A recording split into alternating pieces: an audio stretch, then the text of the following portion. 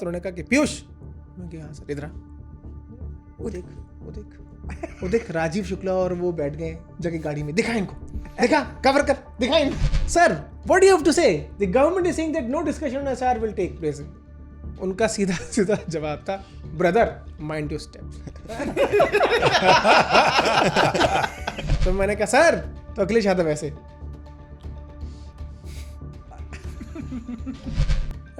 घर, अरे गाड़ी मंगाओ। आ गए हाँ। फिर बाद में पुलिस वालों ने कहा अरे कोई ना आए, वो दूसरे लोग आए हैं। कौन ज्यादा चमका, ये चमका या ये चमका? मुझे तो अखिलेश यादव चमकते हुए दिखे, जो बैरिकेड में छलांग लगाई। तो इसका देखा इसने अपने हाथ में, तो देखा इसके हाथ में तिरंगा नहीं बीजेपी का झंडा था। पीयूष कवर तो अच्छा किया, झंडा तो तिरंगा पकड़ लेते। पप्पू पप्पू पप्पू लगाती थी, तो अभी अलग माहौल चल गया कि पप्पू नहीं परशुराम है। लेकिन ऐसा ना हो कि हर एरा गैरा नत्थू खैरा आकर बोले कि मैं वोट चोरी की वजह से हार गया।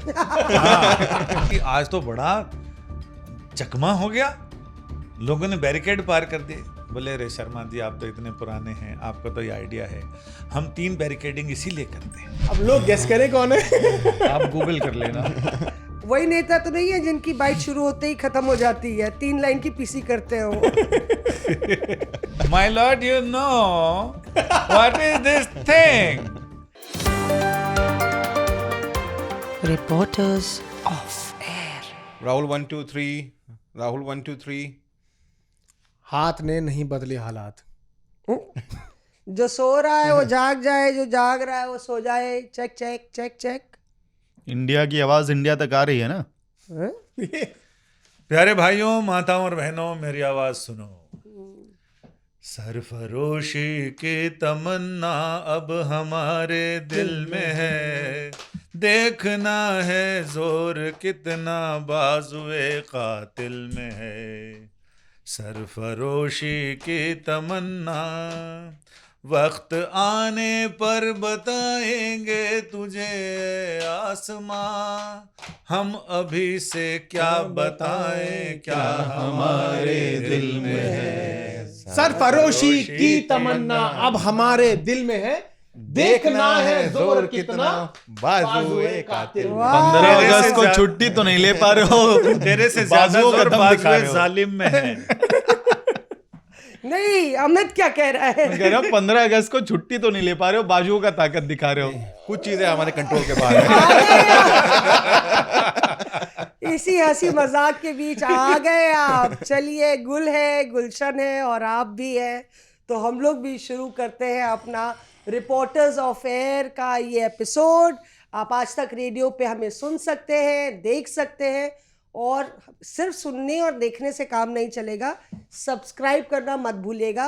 दिल्ली हमारी वापसी हो गई है, तो चलिए शुरू करते हैं इस बार की सारी इनसाइड स्टोरीज। और मौका बेहद खास है क्योंकि आज़ादी के 78 साल 78 ईयर्स पूरे हो गए, तो चर्चा और बात उन चीज़ों की जो अभी तक सामने नहीं आई हैं। हमारे सहयोगी राहुल गौतम, पीयूष मिश्रा, अमित भारद्वाज और हमारे भीष्म पितामह संजय शर्मा साहब हमारे साथ हैं। चाय की चुस्की के साथ हम लोग शुरू करेंगे। शुरू करें, 1 मिनट में शुरू तो करते हैं। आप आइए 17 दिन के बाद बिहार से। तो लाल कारपेट कहाँ है भाई? लाल कारपेट की जरूरत ही क्या है आपको? आप वैसे हर जगह जाते हैं, वहाँ लाल कारपेट बिछा होता है। मौसमी सिंह आ गई, बताइए। घाट घाट का पानी पी के आई हैं बिहार का। कुछ तो कहानी बताइए, एसआईआर की क्या स्थिति है वहाँ पे? देखिए, इस बारी चर्चा जो हम लोग कर रहे हैं एसआईआर की, मतलब कि आप सीधे गेंद आपने हमारे पाले में डाल दिया। यहाँ पे लोग बेहोश हो रहे थे और सड़क पे बिल्कुल आंदोलन छिड़ा था। कोई कोको कोला पी रहा था, तो कोई कोकोनट नींबू वाटर सोडा पी रहा था। कोई कोकोनट वाटर पी रहा था, तो उसके बारे में हम बाद में बात करेंगे। पर हाँ, मैं बिहार होके आई और बिहार की तमाम इनसाइड स्टोरीज मैं आपको बताऊँ। आपको भी मरे हुए जिंदा लोग मिले क्या? हाँ, एकदम मिले। मरे हुए जिंदा लोग नहीं, मरे हुए लोग जो हैं उनका डेथ सर्टिफिकेट और उनका वोटर कार्ड लेके साथ बैठे हुए थे उनके परिजन। और उनको पता ही नहीं था कि उनकी दादी साहब हैं या उनके मामा साहब हैं, उनका नाम जोड़ दिया गया है। और काफ़ी वो भी खौफजदा थे, मतलब कि उनसे हमने पूछा कि भाई आपको पता था इनका नाम होगा? कहते हमें कैसे पता? अच्छा, टेंशन ये भी है कि दादी का स्वर्गवास हो गया, लेकिन उसके बाद भी अब कागज का जो काम है वो पूरा नहीं हुआ है, क्योंकि उनका नाम हटाने के लिए कागजी कार्रवाई करनी पड़ेगी। ओहो, तो नाम जुड़वाने के लिए लोग कागजी कार्रवाई करते हैं, यहाँ लोग हटाने के लिए नाम करेंगे। हटाने के लिए भी करनी पड़ेगी। नाम तो हटे, 65 लाख लोगों के नाम तो हटे। नहीं, पर देखिए यहाँ आप लोग दिल्ली में हकीकत जो होती है वो गांव में आते आते बिल्कुल धुंधली हो जाती है। जो बात यहाँ कही जाती है वो जब बिहार की ज़मीन पे आप पहुँचते हैं तो आपको ये रियलाइज़ होता है कि सच्चाई तो इससे बिल्कुल परे है। आपको ये समझना होगा, और क्योंकि हम लोग भारत की आज़ादी की बात कर रहे हैं तो आज़ाद उन सब चीज़ों से भी होना चाहिए भारत को जो बेड़ियाँ गरीबी और भूखमरी और साक्षरता की कमी से ग्रामीण भारत में फैली हुई है। और वो आपको वो तस्वीर, एक काफ़ी भयावह तस्वीर मुझे वहाँ पे बिहार में दिखी, क्योंकि लोग परेशान हैं। SIR या ये जो कागज़ी कार्रवाई है, लोग जिनको लिखना नहीं आता, जिनको मोबाइल फ़ोन, वो वीडियो तो देख सकते हैं पर वो कोई अपना एपिक कार्ड नंबर नहीं ढूंढ सकते। बिल्कुल। एक टेरर है, एक हॉरर है, हमारा नाम है कि हमारा नाम नहीं है। और क्या हो रहा है, BLO को ढूंढे नहीं मिल रहे हैं, एक भूल भुलैया बन गई है सारे आंकड़े। और जो 11 दस्तावेज़ हैं वो सबसे बड़ा मजाक है, क्योंकि यहाँ पे गांव में जो बड़ी पिछड़े लोग हैं उनके लिए सिर्फ वो आधार कार्ड बनना ही बहुत बड़ी बात होती थी, या राशन कार्ड में आपका नाम आ गया, पिता का नाम है तो आपको नाम नहीं चाहिए, वो भी बहुत बड़ी बात होती है। और जो रोज़ 100 रुपये कमाता है पूरे खेत में, दिहाड़ी में 200 रुपये मिलते हैं पूरा दिन खेत में, उसके लिए कितनी मुश्किल बात है कि आप बार बार ब्लॉक जाइए, चक्कर काटिए, अपना नाम देखिए। घर में सब बीमार हैं, छोटे छोटे बच्चे हैं जिनके पास खाने को नहीं है, वो कहाँ तक कागजी? आपने बोला एपिक कार्ड जो है लोगों को नहीं मिल पा रहा है, मिलना बहुत मुश्किल हो रहा है। और तेजस्वी यादव तो 2 एपिक कार्ड लिए घूम रहे हैं। हाँ, किसी को एक भी नहीं, किसी को के एक। 2-2। विजय सिन्हा के पास भी 2 हैं। तो वही नेताओं के पास 2-2, 3-3 एपिक कार्ड हैं। जिन खोजा तिन पाइया गहरे पानी पेट, मैं बपुरा बूढ़न डरा रहा किनारे बैठ। नहीं, लेकिन यहाँ तो दिनकर जी की वो पंक्तियां साबित होती हैं कि ऊपर ऊपर पी लेते हैं जो पीने वाले हैं और यूं ही जी लेते हैं जो जीने वाले हैं। तो बिहार के, जहाँ तक मेरे और पीयूष को ज़्यादा अनुभव है, हम दोनों बिहार के ही हैं, आप हमारी धरती पे जाके आई हैं, तो पहले से ही समस्याएं बहुत हैं वहाँ पे। तुम कह रही हो कि दिक्कत बढ़ गई, अरे पे कहीं बाढ़ है, कहीं सुखाड़ है, कहीं भूखमरी है, बाकी सब तो है। इसके अलावा मतलब ये SIR मुझे लग रहा है कि उनके लिए एक और समस्या आ गई है। हरियाणा में कहावत है कि पिटता के 2 जूते और दे लेके फर्क पड़े। जिसको 10 लोग मिलके पीट रहे हैं, आप भी 2 जूते लगा दो, तो उनके तो वो मुश्किल है। और दूसरा ये है कि मुझे भी लगता है कि जो उनके पास कार्ड और ये सारी चीज़ें हैं, बाढ़ में बहुत सारी चीज़ें बचाने का मौका नहीं मिलता, जान बच जाती है, वही काफ़ी है। तो ऐसे में जब इन लोगों की समस्या लेके चुनाव आयोग से भी बात करो ना, मैं इतने साल से चुनाव आयोग कवर कर रहा हूँ, लेकिन ये जो अभी जो चुनाव आयोग चल रहा है ये इतना मुखर है, प्रॉम्प्ट तुरंत रिप्लाई आता है, तुरंत प्रेस रिलीज आके दिन में 3 बार, सुबह दोपहर शाम की टेबलेट दवाइयों की तरह, वो दवाइयों की तरह प्रेस रिलीज आती है, घुट्टी पिला देते हैं। हाँ, तुरंत आती है प्रेस रिलीज, उसने ऐसा बोला। और पहली बार हमने देखा कि आयोग के सूत्र इस्तीफा मांग रहे हैं राहुल गांधी का। राहुल गांधी या तो प्रूफ करें और नहीं तो इस्तीफा दें, सूत्र। हम तो दंग रह गए कि इसको पहली बार सूत्र इस्तीफा मांग रहे हैं। और मुश्किल ये है कि आम जनता तो BLO से पूछे, BLO पता नहीं कितना चिमट जाएगा, चुनाव आयोग तो सच में चिमट जाता है। तो ये कहावत है कि टटिया के पीछे से शिकार खेला जा रहा है। तो इसमें 1-2 बार ऐसा हुआ कि कुछ कंफ्यूजन था या हमारी कुछ क्वेरी थी, तो हमने इलेक्शन कमीशन को मैसेज डाला। मैसेज डालते 2 मिनट के अंदर कॉल आया। आधा घंटा उन्होंने यही समझाया कि मीडिया तो कुछ लिखता नहीं है, उनकी प्रेस कॉन्फ्रेंस तो आप लोग पूरी दिखा देते हैं और हमारी बात बताते नहीं। हमने उनको बहुत कन्विंस करने, हमने बताया कि आपकी बात पिछले 20 सालों के मुकाबले सबसे ज्यादा बताई जा रही है जनता को। लेकिन जहां लोगों के बीच शक हो जाए, मैंने बताया कि जो नैरेटिव पार्टियां या नेता उनके बनाना चाहते हैं, वो नैरेटिव बनता हुआ दिख रहा है। क्योंकि हमारे खुद के रिश्तेदार फोन करके बोले राहुल गांधी इस बार तो पूरे प्रूफ के साथ आया है, बिहार में जो हो रहा, मेरे बेटे ने मेरे से पूछा बिहार में जो हो रहा है वो गड़बड़ हो रहा है। और आप सोचिए विपक्ष नैरेटिव बनाने में बहुत कामयाब हो जा रहा है। हाँ, 2024 लोकसभा इलेक्शन में देखिए कॉन्स्टिट्यूशन वाला नैरेटिव बन गया, अब इलेक्शन कमीशन वाला तो इसीलिए हम काफी ज्यादा बन चुका है। तो क्या फिर आपसे जानना चाह रहे हैं मौसमी कि जो नैरेटिव है बिहार में उसको लेके लोगों का क्या मानना है, क्योंकि हम तो यहाँ दिल्ली में बैठे हैं। तो नहीं, मैं मतलब आपस में आदान प्रदान हो रहा है और मुझे बहुत इंटरेस्टिंग लग रहा है संजय जी जो बात आप कह रहे हैं कि देखिए कितना सत्यता से या जो हकीकत है उससे परे है चुनाव आयोग। आप रिलीज पे रिलीज जारी कर रहे हैं, वो रिलीज जनता तक नहीं पहुंच रही है, जनता तक तो मीडिया का कैमरा भी नहीं पहुंच रहा है, जनता तक बीएलओ भी नहीं पहुंच रहा है और जनता तक बीएलए भी नहीं पहुंच रहा है। यानी कि ना तो चुनाव का अधिकारी पहुंच रहा है, ना पार्टी का कर्मचारी पहुंच रहा है और ना मीडिया पहुंच रही है। और दिक्कत यह है कि ये एक तरीके से जो कोविड की बात हुई या गांव में इस तरह से एक सुगबुगाहट तेज होती जा रही है कि ये जो पूरा है उनके अस्तित्व को मिटा देगा। मैं मजाक नहीं कर रही, उनको ये डर कोविड की तरह फैल रहा है। एक गांव वाले ने बोला एक कोरोना आया था तब हम लोग को डर लगा था, और एक ये पहचान पर ये वोटर कार्ड वाले जो आया है उनको वो इसको किससे जोड़ रहे हैं, वो जोड़ रहे हैं कि हम अगर हमें कार्ड नहीं मिला तो हम भारतीय नागरिक होना बंद हो जाएंगे। फिर एक अम्मा थी मुझे बोली कि इसी से तो पहचान होती है दीदी, अगर इससे पहचान नहीं होगी तो उन्होंने कहा कि हमको सारी स्कीमें योजनाएं मिलना बंद हो जाएंगी जो इक्का दुक्का मिल रही हैं, पहले से ही हम भूमिहीन हैं। तो ये कोई बात नहीं है कि एक अल्पसंख्यक समुदाय को टारगेट कर रहा है ये और सारा बांग्लादेशी चला जाएगा। ये जो सब चीज़ें हेडलाइन मैनेजमेंट है, ज़मीन पर जो सबसे गरीब तबके का इंसान है, जो पंक्ति में खड़ा हुआ आखिरी व्यक्ति है, जिसके पास ना घर है, नौकरी के लिए उसके पास रोज़मर्रा की जो कमाई है वही है, जिसके बच्चे भूखे मर रहे हैं, वो सबसे ज़्यादा इससे प्रभावित डर है। इसमें एक और एंगल है, पता है सर हुआ क्या है, इलेक्शन कमीशन बिना जाने बुझे एक प्रॉपर्टी डिस्प्यूट पे भी उतर आई है। तो कहानी बताता हूँ, मेरे ही पड़ोस में एक परिवार था, उनके लोग विदेश में रहते थे, हमारे बड़े भाई की तरह हम लोग उनको ट्रीट करते थे।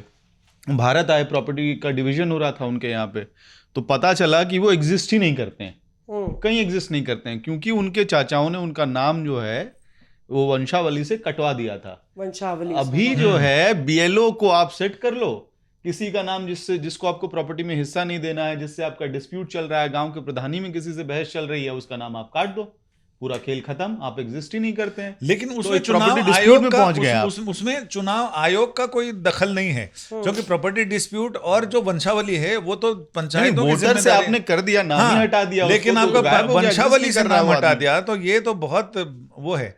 जबकि हमने इलेक्शन कमीशन से जब पूछा कि जिनके पास कागज नहीं, आप जो 11 कागज दे रहे हो, उन्होंने कहा 11 कागज के अलावा भी सबसे बड़ा प्रूफ है कि हर पंचायत में, मेरी मौसमी आपसे बात हुई थी, हर पंचायत में एक वंशावली होती है, बहुत कम लोगों को पता है।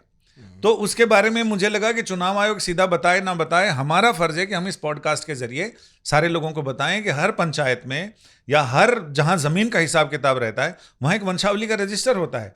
हर एक आदमी की 6, 7, 8, 10 पीढ़ियां उसमें मिल जाएंगी आपको। तो उन्होंने, इलेक्शन कमीशन के बड़े आला अधिकारी हैं, उन्होंने बताया, हमने कहा वंशावली, बोले शायद आपको भी नहीं पता। मैंने कहा मुझे तो नहीं पता। उन्होंने कहा कि वंशावली होती है जिसमें आपके पुरखे अगर कहीं मान लो पंजाब, असम कहीं पर शिफ्ट हो गए, आप अब वापस अपने गांव आए, अपनी वहीं पर रहने के लिए रिटायर्ड लाइफ, आपने वहाँ के वोटर उसमें अपने नाम वाम बताए कि हमारा नाम, आपका नाम वोटर लिस्ट में नहीं है, आपको प्रूफ चाहिए कि आप यहीं के रहने वाले, आपने कहा कि मेरा नाम ये है। वंशावली वाले ने कहा आपका नाम तो नहीं मिल रहा इसमें, तो पिताजी का नाम बताओ। पिताजी का नाम बताया, बोला उनका भी नहीं है। बोला हाँ वो भी पंजाब में ही पैदा हुए थे। दादा का नाम बताओ, बोले दादा माइग्रेट हुए थे तो उनका नाम है यहाँ पे। तो आप जैसे ही उनका प्रूफ देंगे कि ये मेरे पिताजी हैं और पिताजी का प्रूफ देंगे कि ये इनके पिताजी मेरे दादाजी थे, तो वो वंशावली में आपके पिताजी का नाम और आपका नाम और आपके बच्चों का नाम उसमें ऐड कर लेगा। बोले वो सबसे बड़ा प्रूफ है। इलेक्शन कमीशन ने तब ये बोला था कि आप साइन करके दे दो अपना इन्यूमरेबल फॉर्म, हम आपको कागज मुहैया कराएंगे। अगर आप जेन्युइन है, हमारा बीएलओ कह रहा है तो हम लोगों को मुहैया BLO ही कराएंगे कॉम्प्रोमाइज्ड है फिर। हाँ, तो उन्होंने कहा कि BLO कॉम्प्रोमाइज, उनका ये कहना है कि BLO कॉम्प्रोमाइज कैसे होगा, उसके साथ पार्टियों के BLA जाएंगे, देखिए वही तो पार्टी के BLA जाएंगे। अगर BLA ये बड़ा आपका सो naive रहा response है है, सर। अगर BLA सो रहा है तो राजनीतिक पार्टी की जिम्मेदारी है कि उसका बूथ लेवल एजेंट क्या कर रहा है। अगर वो पैसे खा के BLO और वो दोनों मिल गए, तब तो लोकतंत्र का फिर रखवाला कोई नहीं है। तब तो लोग कहेंगे मौसमी जी ने भी पैसे खा लिए, संजय शर्मा ने भी खा लिए, फिर तो मामला मुश्किल है। फिर तो लोग कहते हैं कोर्ट में भी चल गया, यही सब संजय पैसा जी दे। देखिए, हम लोग तो पत्रकार हैं, और दारोमदार BLA या BLO पर डालना कि वो अपनी जिम्मेदारी करेंगे तो आपका अस्तित्व साबित होगा, अपने आप में ये एक नाइंसाफ़ी है और बेईमानी है गरीबों के साथ। और कहीं ना कहीं मुझे लगता है कि मेरा कातिल ही मेरा मुंसिफ है, मेरे हक में फैसला क्या करेगा। वही हालत इन लोग की हो गई है, क्योंकि ज़मीन पे आपको इतनी पॉपुलेशन है, गरीब मर रहा है, वहाँ पे उनको मालूम ही नहीं कि कोई फॉर्म भरना था, वहाँ पे ना कई जगह लाइट नहीं है, पूरा कीचड़ फैला हुआ है, और खाने को नहीं है, बाढ़ आई हुई है। उसमें BLO, हमने ऐसी भी रिपोर्ट्स की हैं जिसमें BLO ने कहा है कि हमारे ऊपर प्रेशर है। वो पूरा एक्सपोजे आपको दिखाएंगे, पूरी पड़ताल है हम लोग की, जिसमें BLA कहते हैं हमारे ऊपर प्रेशर है कि हम जल्दी भरे, और अगर हमारे पास थोड़ा वक्त होता तो हम ठीक से करते। हालांकि बाद में वो सकपका गए कि उन्होंने ऐसा बोल दिया है, पर वो बोले कि हम लोग कई जगह नहीं पहुंच पा रहे, और कई लोगों के पास दस्तावेज नहीं है, और ऐसे में और ये भी कहा उन्होंने कि BLA को तो हमें घर से लेके आना पड़ रहा है, कई पार्टीज एक्टिव नहीं है ग्राउंड पे। आप बिहार में थी और चुनाव आयोग में सरगर्मियां चल रही थी, संसद में भी बहुत बवाल हुआ, पूरा संसद सत्र जो है वो पूरा फोकस्ड रहा SIR। तुम ये बताओ, पहले हमारी चाय किसने पी? किसने पी ये चाय? संसद में बवाल होने से पहले यहाँ बवाल। चाय चोरी हो गई, वोट चोरी पे चर्चा हो रही थी, चाय चोरी हो चाय चोर ऑफ इंडिया। मेरा चीज किसने खाया?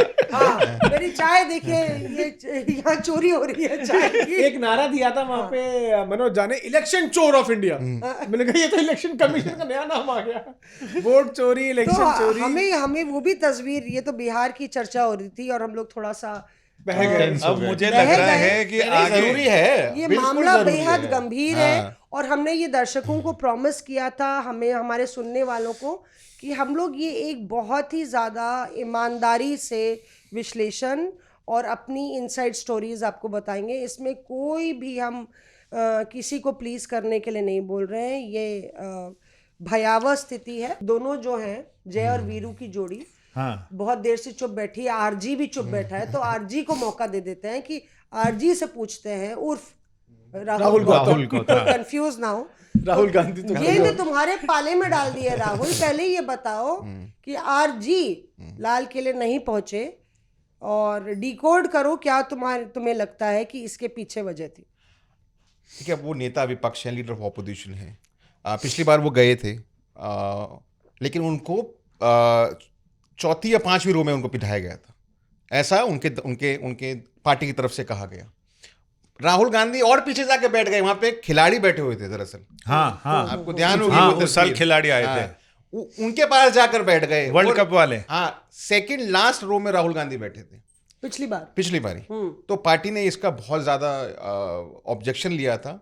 मुझे याद है खड़गे साहब ने कहा था कि ये अपमान करने की कोशिश है, और जाहिर है ऐसी स्थिति को अवॉइड करने के लिए वो नहीं चाहते कि हाँ भाई अगर ऐसा हम जाएं और हमको उचित सम्मान नहीं। देखिए, राहुल गांधी का अभी जैसे पीयूष भी बोल रहा था, सडनली एक राइज हुआ है, कास्ट सेंसस, SIR, वोट चोरी, ये तमाम चीज़ें जो लेकर, तो पहली बार राहुल गांधी की जो पॉलिटिक्स है उसको विपक्ष के जो बड़े बड़े नेता हैं वो सीरियसली ले रहे हैं। चाहे शरद पवार हो, उद्धव ठाकरे हो, अब कोई कॉन्फ्रंटेशन उस तरीके से हमको नहीं दिखता है। अभिषेक बैनर्जी अब आते हैं, अगर इंडिया ब्लॉक की मीटिंग होती है तो। ममता बनर्जी अगर नहीं आ सकती हैं तो उद्धव ठाकरे आते हैं, शरद पवार अपनी बेटी सुप्रिया सुले के साथ आते हैं। तो एक सडन राइज आप देख रहे हैं राहुल गांधी का। तो जाहिर है ये पार्टी ने इस बार फैसला लिया होगा कि ना राहुल गांधी ना जाएं। लेकिन राहुल गांधी की तस्वीर आप देखिए, वो बारिश में भीग रहे हैं, ना वो किसी शेड में गए, ना कांग्रेस हेडक्वार्टर पे इंदिरा भवन जो नया दफ्तर है संजय जी, अभी कुछ रोज पहले जो कांग्रेस का मुख्यालय है वहाँ पर एक बैठक हुई जिसको राहुल गांधी और मल्लिकार्जुन खड़गे ने चेयर किया।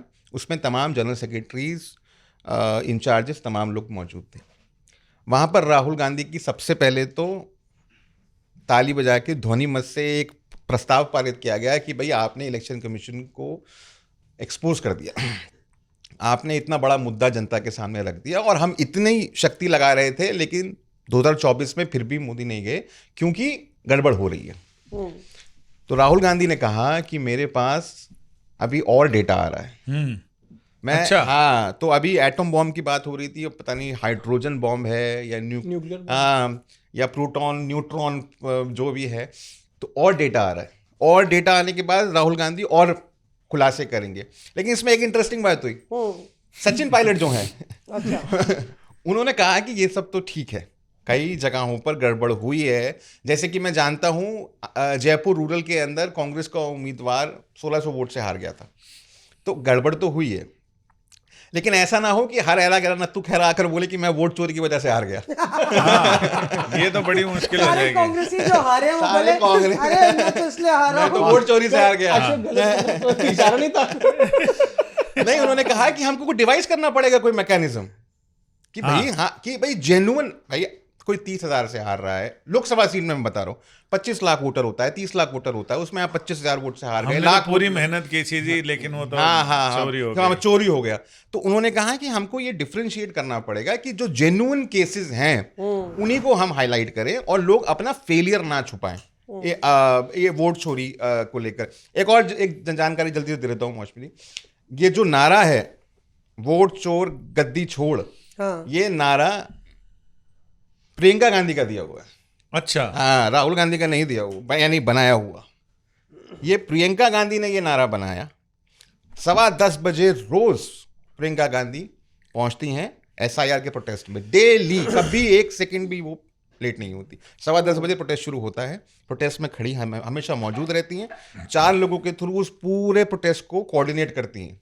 जो विपक्ष का प्रोटेस्ट होता है उसमें उनके साथ में होते हैं जो कन्याकुमारी के सांसद हैं कांग्रेस पार्टी के, वो होते हैं, संजना जाटव होती हैं, हाईबी हिडन होते हैं। ये तमाम जो लोग होते हैं, इनके थ्रू पूरा का पूरा जो प्रोटेस्ट है वो प्रियंका गांधी मैनेज करती हैं। तो आप ये देखिए कि किस तरीके से राहुल गांधी और प्रियंका गांधी ये इंश्योर कर रहे हैं कि रैलिंग पॉइंट बन जाए SIR।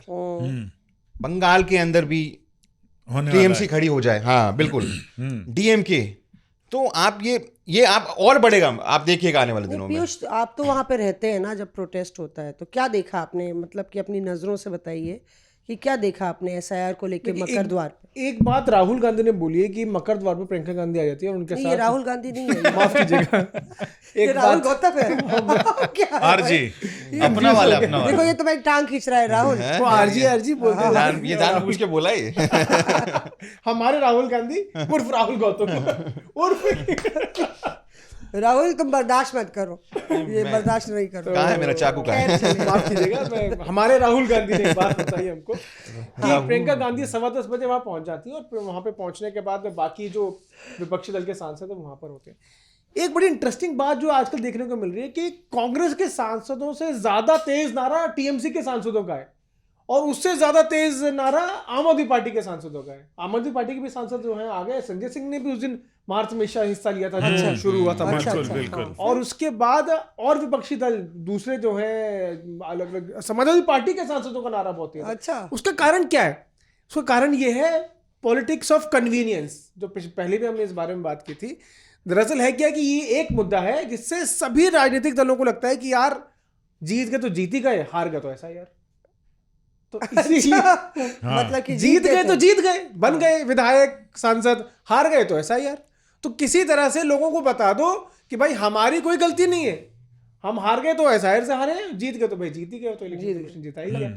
सचिन पायलट जो सचिन पायलट कह रहे मेरी हैं। पट भी मेरी, चिट भी मेरी, पट भी मेरी। बस बस। तो यही मैं बता रहा हूं कि अगर जीत गए तो जीत ही गए, हार गए तो फिर SIR, यानी कि चिट भी मेरी पट भी मेरी, हार गया तो फिर ठीकरा फोड़ देंगे इलेक्शन कमीशन। लेकिन इसमें पीयूष, इसमें एक बात है पीयूष कि RJD इस मुद्दे पे इसलिए कनेक्टेड है क्योंकि बिहार में चुनाव होना है ना, तृणमूल कांग्रेस ज्यादा जोर से नारे लगा रही है क्योंकि पश्चिम बंगाल में चुनाव होना है। इसके बाद डीएमके समाजवादी पार्टी भी इस इशू को लेके बहुत चिंतित है। डीएमके तो जो डिलिमिटेशन होने वाला है उसको लेके बहुत बड़ा तलवार लेके पहले से खड़ी है, जब होगा उस वक्त। तो पॉलिटिक्स ऑफ कन्वीनियंस कहना वो मुझे लगता है गलत है, क्योंकि अभी इमीडिएट कॉज और इमीडिएट इम्पैक्ट इफेक्ट जो है इन पार्टियों पे होगा, इसीलिए वो लोग बहुत ज्यादा मुखर हैं। और आम आदमी पार्टी चिल्ला रही है क्योंकि पहले जब चिल्ला रहे थे तब कोई सुन नहीं रहा था, कह रहे थे चुनाव हार रहे हैं, इसलिए ये लोग इस तरह की बातें कर रहे हैं। तो अब तो चुनाव हार गए हैं, तो अब तो जोर से नारा लगा ही सकते हैं। और दूसरी सबसे बड़ी बात जो परसेप्शन की है, नहीं, आम आदमी पार्टी को कुछ तो मिल गया नारा लगाने के लिए, उनके पास कुछ नारा लगाने के लिए नहीं चल रहा आजकल मामला। अब लेकिन इलेक्शन कमीशन से हमने पूछा, जो ये कन्वीनियंस की बात है ना, तो कमीशन कह रहा है कि राहुल गांधी शपथ पत्र भरें और अगर वो शपथ पत्र नहीं देते हैं तो इस्तीफा दें, ठीक है, माफी मांगे देश से। लेकिन हमने इलेक्शन कमीशन में एक बहुत बड़े अधिकारी से पूछा कि बीजेडी ने लोकसभा चुनाव के बाद शपथ पत्र भी भरा, सारी चीजें की, तो आपने क्या किया? जेन्युइन सवाल था, आपने अब तक क्या किया? साल भर से ज्यादा हो गया।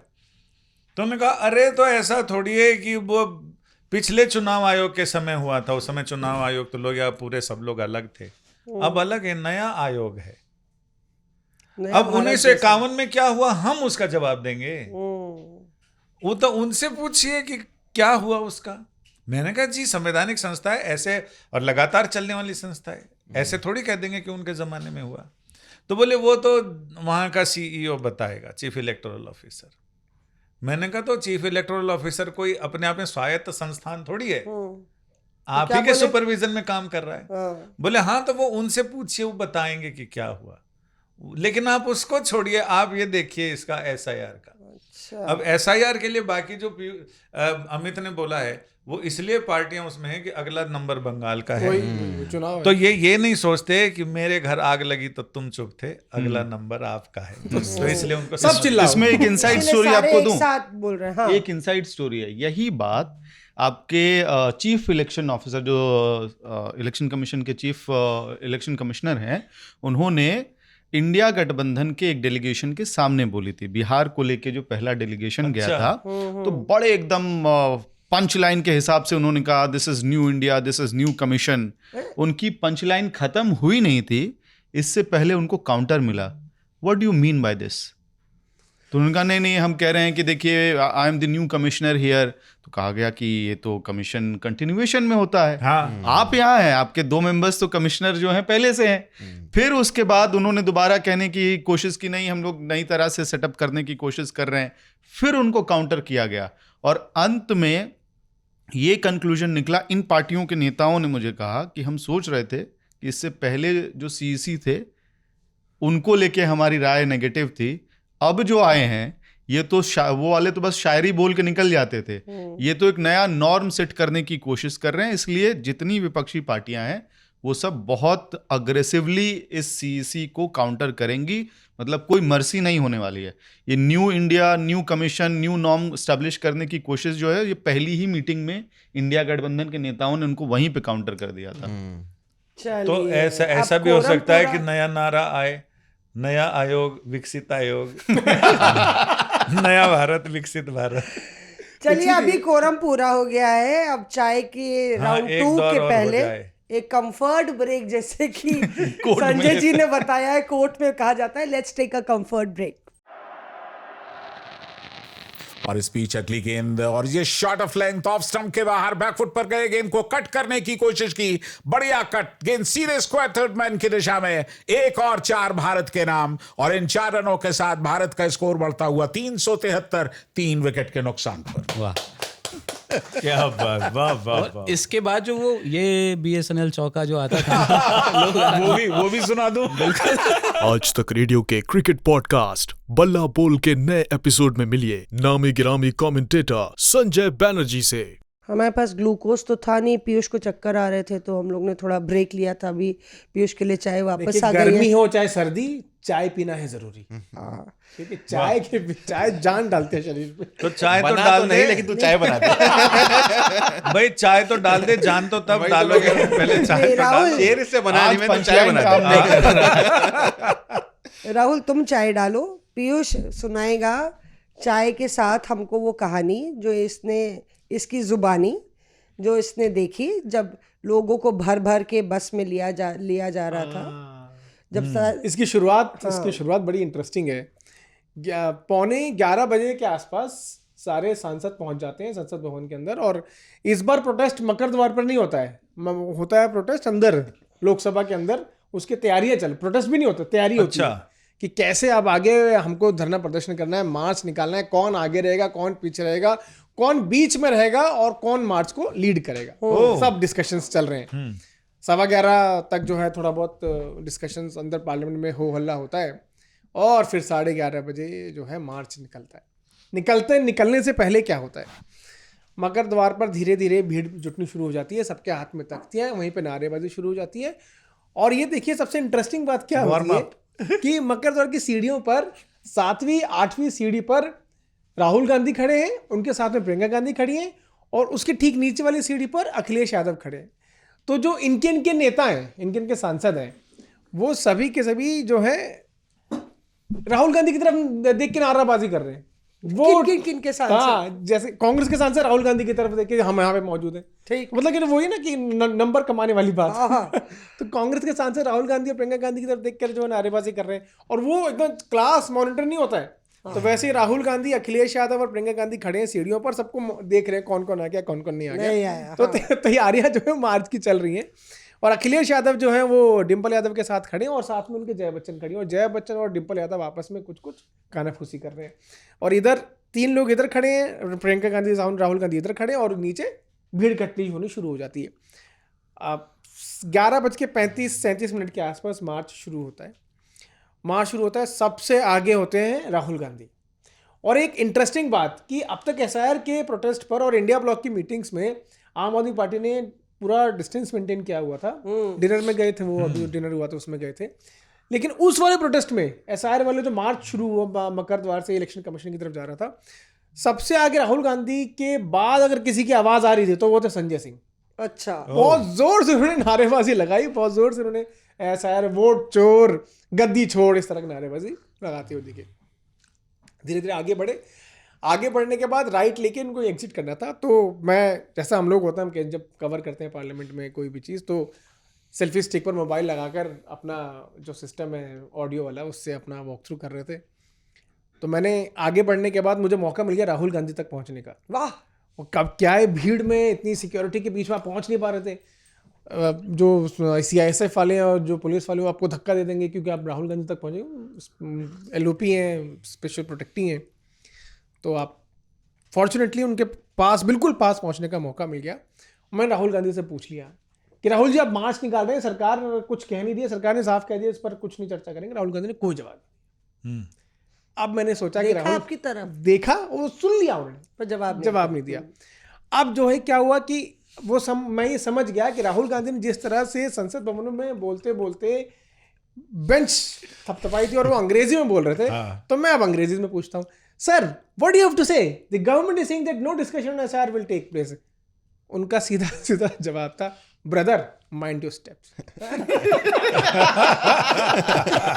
थैंक गॉड ये नहीं बोला, mind your business. Mind your business नहीं बोला। तो आप ये सोचिए कि राहुल गांधी इंग्लिश में स्पीच देते हो, इंग्लिश में जवाब देते, ब्रदर माइंड योर स्टेप्स। मैंने कहा यहाँ तो बात नहीं बनी। यहाँ नहीं मिलेगा। नहीं, कुछ रिपोर्टर ऐसे भी होते हैं, हमारी एक्सक्लूसिव बातचीत भी है फलाना नेता से, brother mind your steps, brother mind your steps. तो मतलब माइंड योर स्टेप्स वो क्या था, एक्चुअली वहाँ ऊपर बाहर निकल रहे, फोकस नेता पर है या मोबाइल पर है कि फ्रेम भी हमको देखना है, फ्रेम बढ़िया बने तभी टीवी पे चलेगा। तो अब नहीं आप आगे बढ़ गए। तो आगे प्रियंका गांधी जो है नारेबाजी करती हुई, वोट चोर गद्दी छोड़, वोट चोर गद्दी छोड़, ताली ये बजाती आगे चल रहे हैं। उनसे पूछ रहे वो प्यार से। तो मैंने कहा जय, ठीक। अब जो है इनके बाद सबसे बड़े नेता अखिलेश यादव, वो वो जो है SIR down down, SIR down करते हुए अखिलेश यादव चल रहे हैं। तो मैंने कहा यार ये जो है सही आदमी है और ये तुरंत जो है ये आदमी सही है। रिएक्ट करें। मतलब हमारे लिए देंगे, हमारे लिए ना, हमारे लिए सही है, कुछ ना कुछ तो बोल ही देंगे। अब क्या होता है, भीड़ है, चल रहे हैं, बातचीत चल रही है, भीड़ में जो है अखिलेश यादव के पास जैसे ही हम पहुंचे तो मैंने कहा सर, तो अखिलेश यादव ऐसे, मैंने कहा सर आपने भी एफिडेविट दिया था। हाँ हमने दिया था। आप ये भूल गए कि इंडिया ब्लॉक का प्रोटेस्ट है, राहुल गांधी लीड कर रहे हैं, प्रियंका गांधी आगे। मैंने कहा सर समाजवादी पार्टी ने भी एफिडेविट दिया था इलेक्शन कमीशन को, हमने भी दिया था 2022 में एफिडेविट दिया था, फिर उनकी बाइट जो है वो एक्सक्लूसिव मटेरियल मोबाइल पे मिल गई, मोबाइल पे हाँ। मिल गई। तो अखिलेश यादव ने पूरा बताया सरकार क्या है क्या नहीं है, मतलब क्यों सब हो रहा है, हम क्या करेंगे आगे, SIR पे हमारा क्या प्रोटेस्ट है, वो अपनी बाइट दी। सही कटिया फंस गई। तो कटिया वहां फंस गई। अब अपना तो काम ये होता है कि जो मिल जाए बड़ा नेता उसका इंटरव्यू किया जाए। फिर धीरे धीरे अब हम पहुंच गए उस जगह पर इलेक्शन कमीशन के ऑफिस से पहले काफी PTA ट्रांसपोर्ट भवन के आसपास वहां बैरिकेड पे, वहां पे सबको रोक दिया। अब जैसे ही रोका तो जैसे मैं पहले बता रहा था कि it's a politics of perception and convenience. अब वहां पर जो प्रोटेस्ट है, राहुल गांधी तो चलिए वहां पहुंच गए बैरिकेड के पास और अखिलेश यादव सब वहां पहुंच गए, बड़े नेता आगे बैरिकेड के पास, जो पीछे की तरफ जो नेता है वो बैठ गए सड़कों पर। अच्छा, वही धरना देने क्योंकि रोक दिया सभी सांसदों को, बैठ गए सड़कों पर। वो पसीना टपक रहा है, सब बहुत बुरी हालत है, लोगों को उमस इतनी ज्यादा हो रही है, और उसमें सबसे आगे होती है सुष्मिता देव। अच्छा, तो जैसे पॉलिटिक्स ऑफ कन्वीनियंस की बात है, यहाँ पर सुष्मिता देव जो है सभी अलग अलग पार्टीज के सांसदों को लीड कर रही हैं और वो नारेबाजी कर बैठे नारेबाजी करी है। अब इनमें क्या होता है, गर्मी हो गई, उमस हो गई, पसीना हो रहा है, लगा होगा, बहुत ज्यादा हो गया, 15-20 मिनट हो सन था, बहुत बुरी हालत थी। तो धीरे मैंने देखा पीछे की तरफ जाते हुए कि रेणुका चौधरी जो है वो खड़ी है और गर्मी, अरे गाड़ी मंगाओ, ऐसे जो है रेणुका चौधरी को थोड़ा पैर में भी दिक्कत पैर में है, दिक्कत काफी है। ज्यादा। तो मैंने कहा कि यार अब तबीयत धीरे धीरे लोगों की खराब होने लगी। हाँ, 15-20 मिनट हो गए, अब धीरे गाड़ी उनकी जो है अंदर से आ गई, पीछे हल्की सी जगह थी, वहां पे गाड़ी लग गई। चलो यार गाड़ी में बैठा जाए, तो गई वो गाड़ी में बैठ गई और AC ऑन हो गया। तो रेणुका चौधरी पीछे, और जैसी रेणुका चौधरी बैठी है तो वहीं पीछे राजीव शुक्ला पीछे मुड़ के देखे कहाँ जा रही है। तो राजीव शुक्ला की यार ये तो सही है मौका, अपना पसीना सुखाए, बाकी लोग घर में बैठे हैं, चलो करें, प्रोटेस्ट चल ही रहा है, हम थोड़ा सा अपनी तबीयत ठीक कर ले, ब्रेक ले ले कंफर्ट ब्रेक। तो कंफर्ट ब्रेक के लिए राजीव शुक्ला वहां चले गए।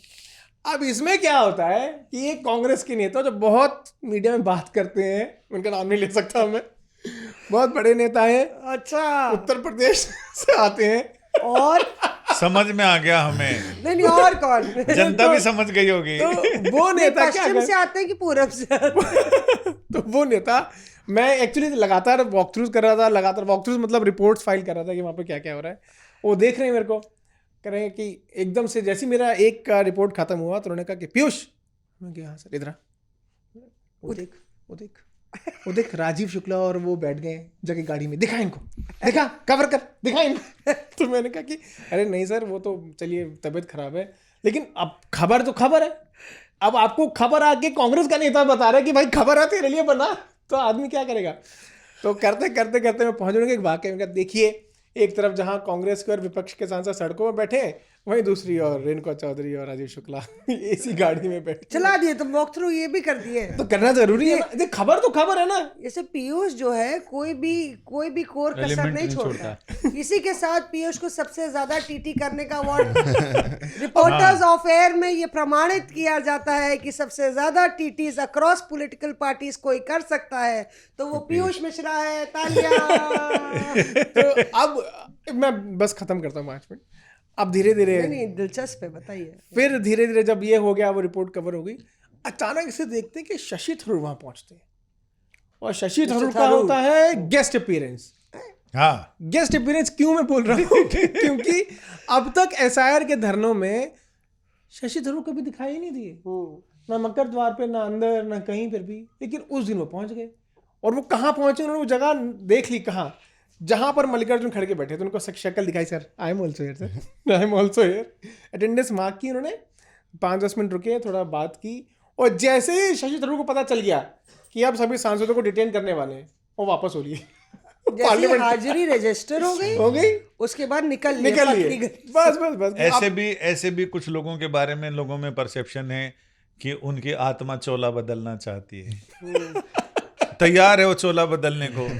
I am ready for any time anything will happen. अरे संजय जी, हमको लगा कि जब ये कह रहा था कि एसआईआर के प्रोटेस्ट में नहीं दिखे तो हम पूछने रहे थे कौन से वाले, फॉर एसआईआर या अगेंस्ट वाले? अगेंस्ट में नहीं दिखेंगे तो फॉर वाले में तो दिख गए होंगे, क्योंकि तुम्हें भी लग रहा था कि आत्मा चोला बदलना चाह रही है। तो राहुल, तुमने जो पीयूष ने बताया और अभी और भी किस्से से सुनेंगे, आप किधर थे प्रोटेस्ट में? आप वहां पे गर्मी में जब तप रहे थे तो क्या देखा? ये ऑपोजिट साइड से, बैरिकेड के उधर थे। मैं तो तेरा ऑपोजिट ही रहूंगा ना। मारपीट मत करना भाई, यहाँ पे गुत्थम मैं उस दिन इसकी तरफ ही था। अच्छा, आप भी थे, तो आप भी सुनाइए खाने पे। आप कहाँ थे अमित? मैं घर बैठ के प्रोग्राम देखा।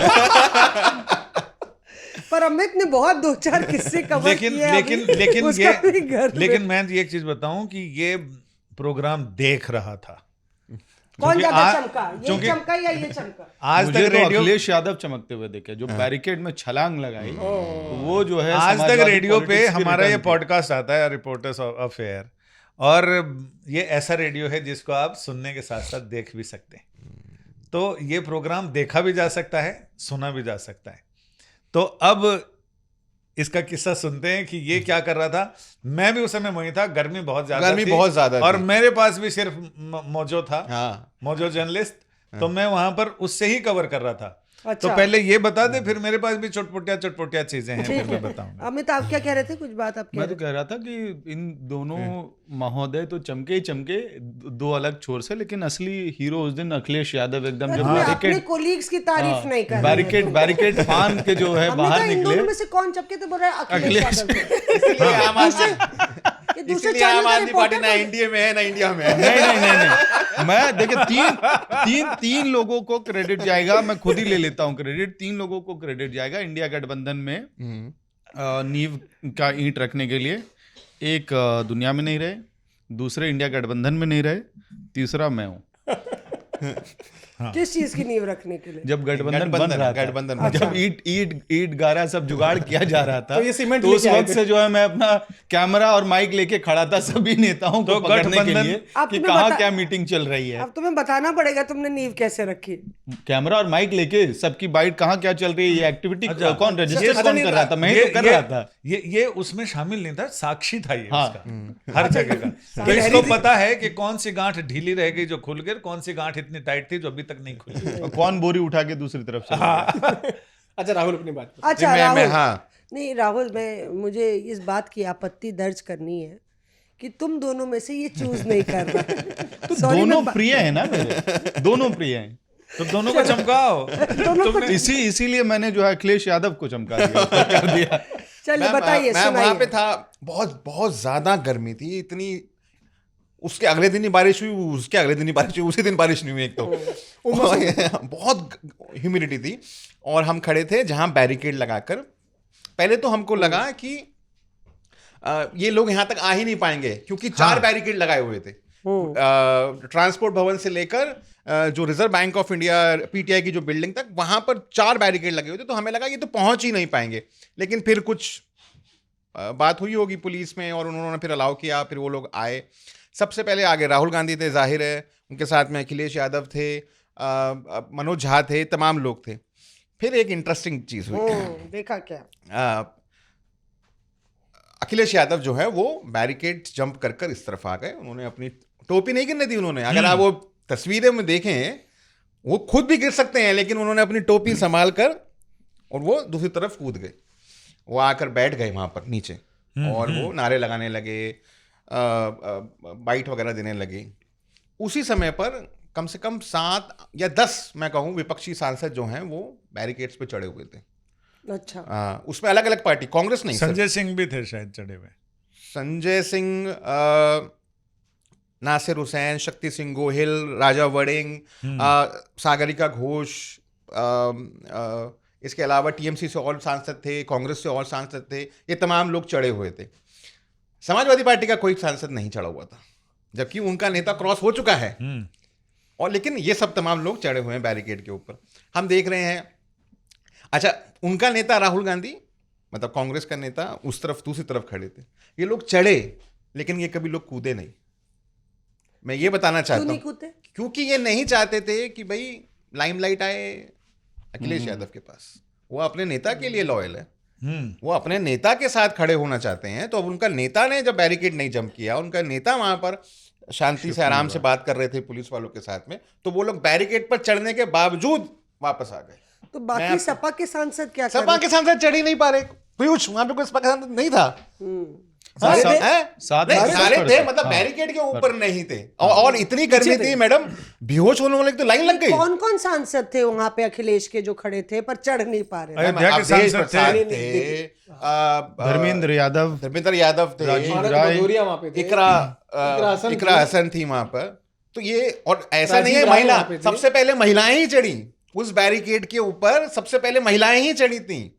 ज्योति मणि सबसे पहले उसके ऊपर चढ़ी, आपको याद होगा। संजना जाटव, सागरिका घोष, टीएमसी के एक सांसद, सबसे पहले महिलाएं ही चढ़ी। ये तो पुरुष बाद में चढ़े। तो आई थिंक वो ज्यादा चार्ज थी। डायरेक्ट कैसे जंप करके आए थे या पहले से बाहर थे? नहीं, साइड डोर से आगे। तो संजय जी, आपने क्या देखा? मैंने तो ये देखा, आप वहीं पे थे? मैं इलेक्शन कमीशन पे था। फिर इलेक्शन कमीशन पे ये था कि कितनी देर में आएंगे, कब आएंगे। एक गाड़ी आई, अंदर चली गई। लोगों ने सोचा कि वहां से नुमाइंदे पार्टियों के आ गए और अंदर घुस गए। ठीक। तो हाँ, बड़ी भगदड़ सी मची, आ गए आ गए आ गए। फिर बाद में पुलिस वालों ने कहा, अरे कोई ना आए, वो दूसरे लोग आए हैं। तो हम फिर वापस आ गए कि नहीं आए। फिर थोड़ी देर में बसें जाना शुरू हुई। तो हमने कहा कि यहाँ खड़े होने का मतलब नहीं है, एक्शन जब थाने पर है तो थाने पर चलो। पैदल भाग और वहां से हाँ, पैदल रोड क्रॉस करते संसद मार्ग थाना। वहां पहुंचे, जैसे पहुंचे तो पहली बस आई, उसमें कोई बड़े लोग नहीं थे।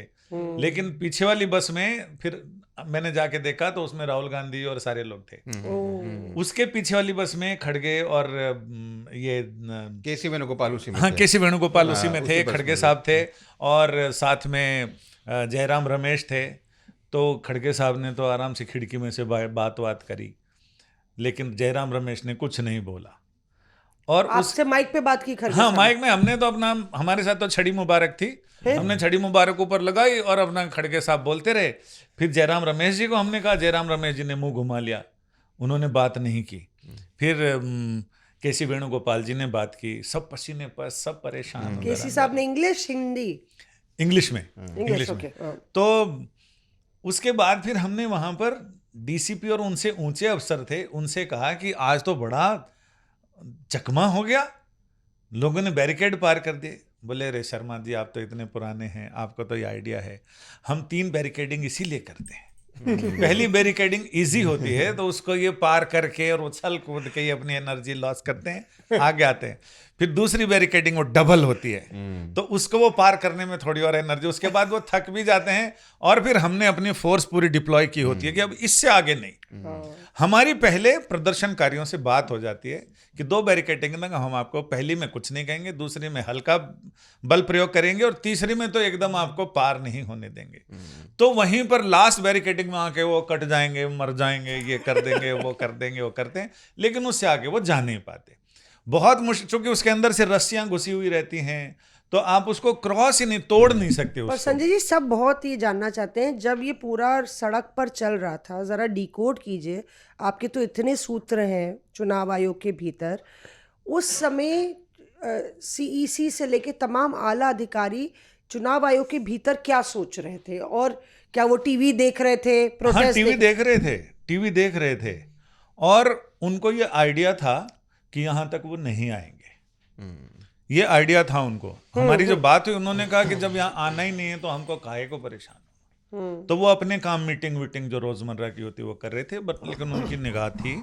और आयोग के अधिकारियों का तो ये भी कहना होता है कि आप लोग जो बाइटें चलाते हैं ना, जो बाहर जाके वो बोलते हैं, यहाँ उनका अलग रुख रहता है। यहाँ वो कहते हैं, आप जो कह रहे हैं एकदम सही है, क्या हम मीडिया में जाके ये बोल सकते हैं? बोलें, या हम जाके बोलना चाहते तो हम कहते आपके लोकतंत्र है, सबको खुली छूट है, आपको जो मन में आता वो बोलिए। तो बोले अंदर उनका रुख रहता है कि आप एकदम सही कर रहे हैं, चीजें सही हैं, लेकिन हमारी जो कुछ ग्रीवांसेज है उसको आप देख लीजिए।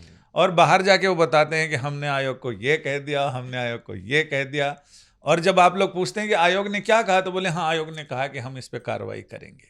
बोले जबकि ऐसा हम खुद देख के हंसते हैं, जैसे वो बाहर जाते हैं हम लाइव देखते रहते हैं आप लोगों का, तो उसमें हमें पता चल जाता है कि एक जाके क्या बोलेंगे और वही चीजें बोलते हैं। सर लेकिन एक सवाल विपक्ष वाले बड़ा पूछते हैं कि एक घर में अगर 80 वोटर रह सकता है तो इलेक्शन कमीशन में 300 विपक्षी सांसदों के लिए जगह नहीं थी क्या बैठने के लिए? हाँ ये जरूर कहते हैं, लेकिन उनका कहना है कि हर भाई हम ठीक है डाक खाना नहीं है, लेकिन उनका जो पक्ष है वो हम बता कि वो क्या तर्क देते हैं। उनका कहना है कि हर चीज का एक डिकोरम होता है, आप हर चीज को एकदम, जैसे वो भगवंत मान ने संसद में जाते बोले जनता को सब देखने का हक है, और उन्होंने सारे सिक्योरिटी का सब वीडियो बना के दिखा दिया था।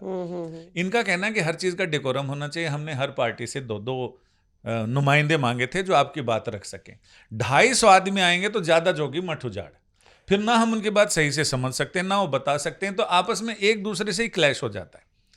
तो आयोग ने तो ये भी मजे लिए कि भाई हमने 2 आदमी बुलाए, इनके 14 लोग आए, हम 14 लोगों को कहाँ वो करें, और उनमें वो लोग नहीं थे जिनके अध्यक्ष ने नाम दिए थे। कांग्रेस के 14 लोग आए थे, हाँ। तो वो अलग बात। लेकिन हाँ आयोग का ये कहना है कि हर चीज का एक नियम से होना चाहिए, और जब सबको हम 2-2 नुमाइंदे सबके बुला रहे हैं तो फिर एक के ज्यादा एक के कम उसका कोई मतलब नहीं। जिन पार्टियों के 2 ही सांसद हैं, एक ही है, वो कितने लोग भेजेंगे? देखिए ये पूरा जो मसला है इसमें एक आयोग की क्रेडिबिलिटी को लेके ज़बरदस्त खींचातनी तो मची हुई है, और जो नारे लगातार लगाए जा रहे थे, इस नारे के बीच में जैसे संजय जी बता रहे हैं कि चुनाव आयोग में ये भीतर चल रहा था, लेकिन जब पूरा क्लाइमैक्स आया, मैंने बिहार से वो तस्वीर देखी, बार बार वीडियो वायरल हो रहा था कि एक बस में महुआ मोइत्रा है। वो वाला किस्सा क्या हुआ था कि महुआ मोइत्रा है, वो बेहोश हो जाती हैं, सागरिका का एक वीडियो होता है, तो उसमें मैंने तो वीडियो देखा था, उसमें महुआ मोइत्रा तो बेहोश नहीं हुई मैं थी। बताता हूँ। वो तो हंस भी रही थी और वो अपना पंखा झल रही थी। लेकिन हाँ एक सांसद थी टीएमसी की, वो बेहोश हुई थी, राहुल गांधी ने उनको रेस्क्यू किया था वहां पे। बट महुआ मोइत्रा तो वहां पर सिर्फ हवा कर रही थी और वो मुस्कुरा भी रही थी। तो एक पत्रकार से मैंने पूछा कि महुआ मोइत्रा तो बेहोश हो गई। बोले तुम्हें किसने कहा? मैंने कहा वीडियो। बोला ये वीडियो देख लो, इसमें लग रहा है ये बेहोश हुई है। नहीं, मैं वही कह रही हूँ, पीयूष वहां पे मौके पे था। हाँ, पीयूष तो बताएंगे। वो डिकोड करके बताएगा एक्चुअली क्या घटा। हाँ। हुआ क्या था कि संजय जी ने तो वो तस्वीरें देखी कि बसेस पहुंची इलेक्शन कमीशन के दफ्तर तक, हाँ। लेकिन उस बस में धरने से लेकर बस में बैठना और बस का चलना और चल के इलेक्शन कमीशन तक पहुंचने की भी एक लंबी कहानी है। वो कहानी शुरू होती है तब, अमूमन जब आप देखते हैं कोई धरना प्रदर्शन होता है तो प्रदर्शनकारियों को पुलिस वाले घसीट के खींच के बस में भरते हैं और धक्का मुक्की होती है, और हम जो है अपना रिपोर्ट करते रहते हैं कि देखिए इन प्रदर्शनकारियों को डिटेन किया जा रहा है, पुलिस जो उनको धक्का उठा रही है। आपने वो तस्वीरें भी देखी कि हाथ पैर पकड़ के उठाया जाता है, लेकिन यहाँ पर सांसद गणों को किसी को पुलिस ने छुआ तक नहीं। हाँ। आराम से उठ के गर्मी में सब खुद ही चले गए अंदर। थोड़ी देर अपना पसीना निकलने के बाद जो है, जब उनका पसीना निकल गया, थक गए, अचानक से अपने आप ही मैं वो तस्वीर देखता हूँ कि बस के दरवाजे खुलते हैं, खुले हुए थे, वहाँ पे बसेस ऑलरेडी खड़ी थी, सारे सांसद उठते हैं, एक एक करके आपस में हंसते हुए खेलते हुए जो है वो बसेस के अंदर चढ़ते हुए जाते। तब तक ठीक चल रहा था। तब तक ठीक चल रहा था, सब आराम से बसेस में जाके बैठ रहे हैं, अंदर बस में बैठ के नारेबाजी कर रहे हैं। गौरव गोगोई वहाँ पे मौजूद हैं, बाकी जो डिम्पल यादव आराम से चढ़ी, कनी मोई तो यहाँ तक कि एक बस का जो बाहर निकलने वाला रास्ता है वहाँ पर वो खड़ी हो गई, सबको बोल रहे आ जाओ आ जाओ आ जाओ आ जाओ, हो गया आ जाओ आ जाओ आ जाओ। फिर क्या हुआ? सभी को बुला रही थी। अब क्या होता है इसमें, अब क्या हुआ इसमें अचानक से कि अचानक से हमको तो शोरगुल और हल्ला होना हो गया, शुरू हो गया। मैं क्या हो गया, जाके देखा तो राहुल गांधी के, जहां राहुल गांधी खड़े थे, जिस बस में बैठे थे, राहुल गांधी के ठीक सामने महुआ मोइत्रा जो है वो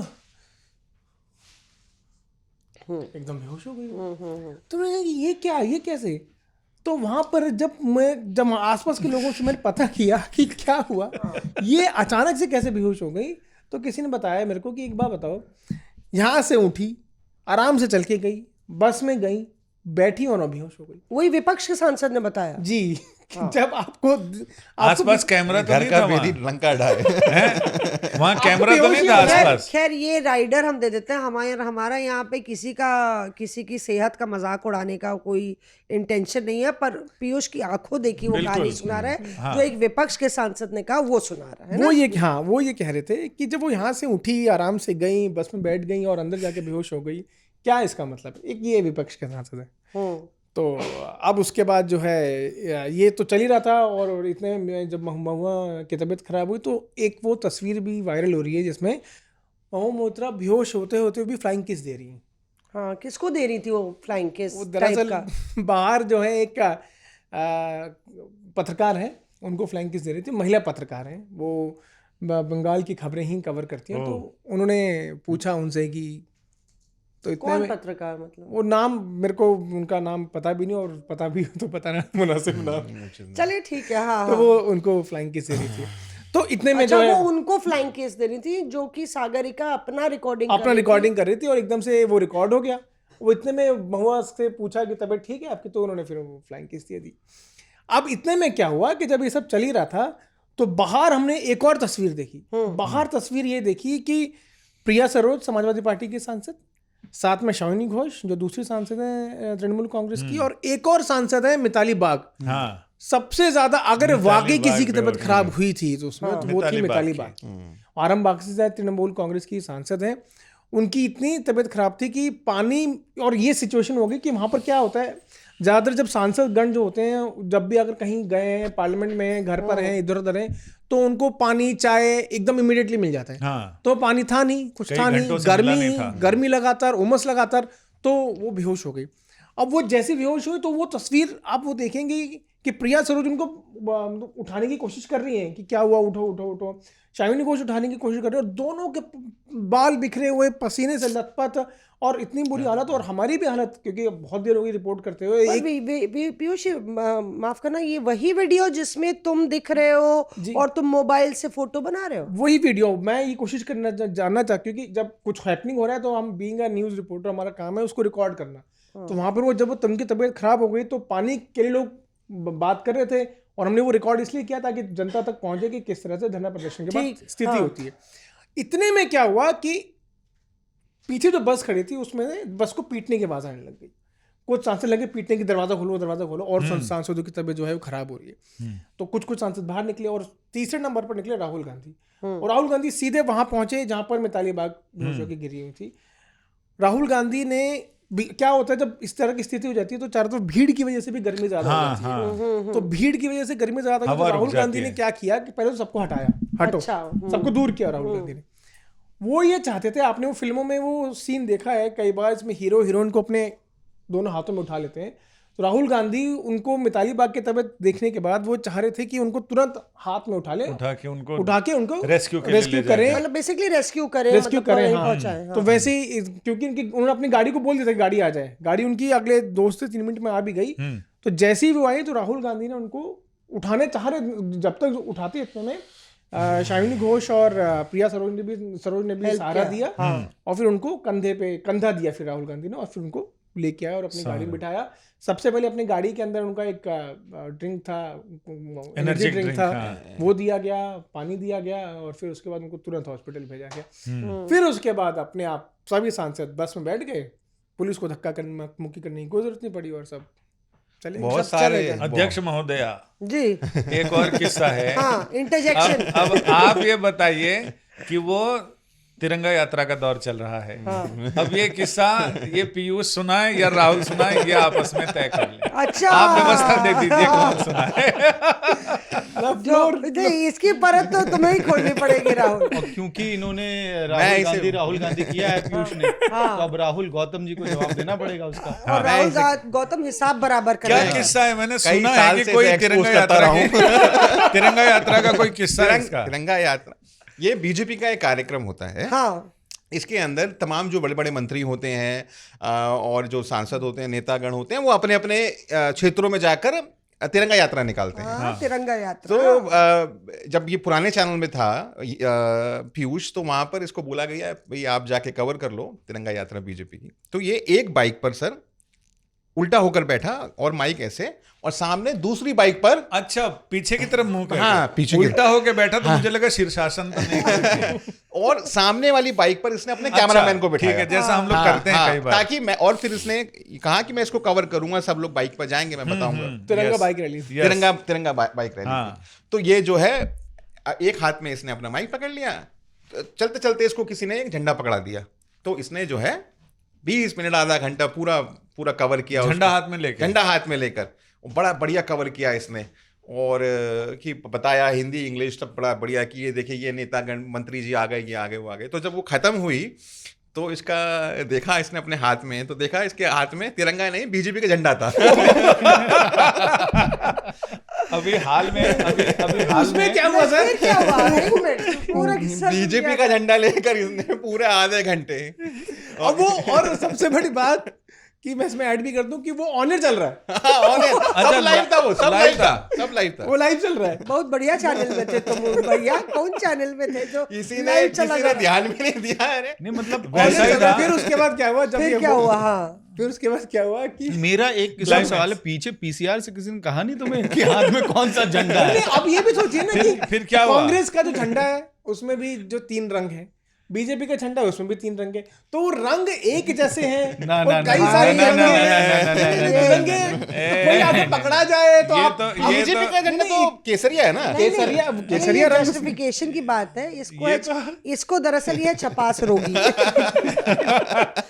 पीयूष उर्फ छपास रोगी, ये अपना कवरेज कर रहे थे वहां से। लाइव चल रहा था। ऐसा मैं ही लाइव बोलता हूँ, वो ऐसा ही अभी राजस्थान में भी हुआ। राजस्थान सरकार के एक मंत्री तिरंगा रैली में शामिल हुए और उनके हाथ में जो झंडा, वो लगभग 2 किलोमीटर चले, लेकिन उनके हाथ में झंडा उल्टा था, हरा रंग ऊपर और केसरिया नीचे। वहां भी किसी को पता जब नहीं जब चला। ये हो गया तो वहां पर उसी तिरंगा यात्रा में एक बड़े सीनियर बीजेपी के लीडर है, हाँ। बाद में आके मेरे को बोलते हैं, पीयूष कवर तो अच्छा किया, झंडा तो तिरंगा पकड़ लेते।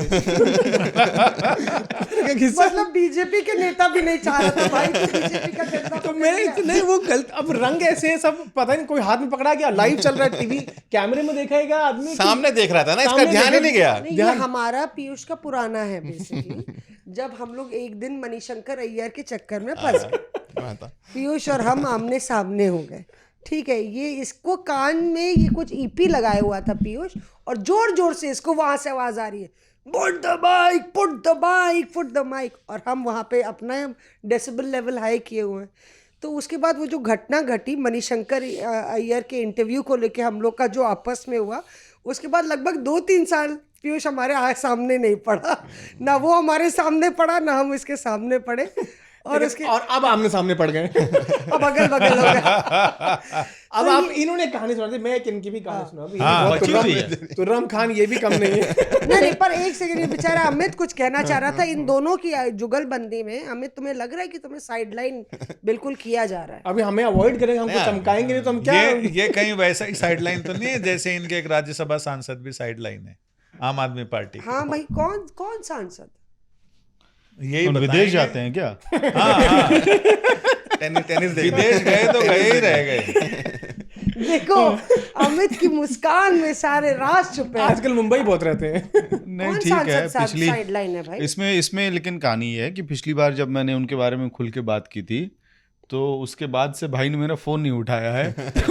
ओ, तुमने सोना का अंडा देने वाली मुर्गी को ज़िबह कर नहीं दिया कोई एक सोना दिन और में। चांदी और हीरा नहीं है उस आदमी के पास। उसके पार्टी के अपने काउंसलर नहीं मिलने जाते हैं जिस आदमी के पास क्या हीरा सोना चांदी होगा। और सीधा खत्म हो जवाब गया है ये। मामला। हाँ, कुछ हाँ, भी- और हाँ, कुछ भी है नहीं अब उनके पास।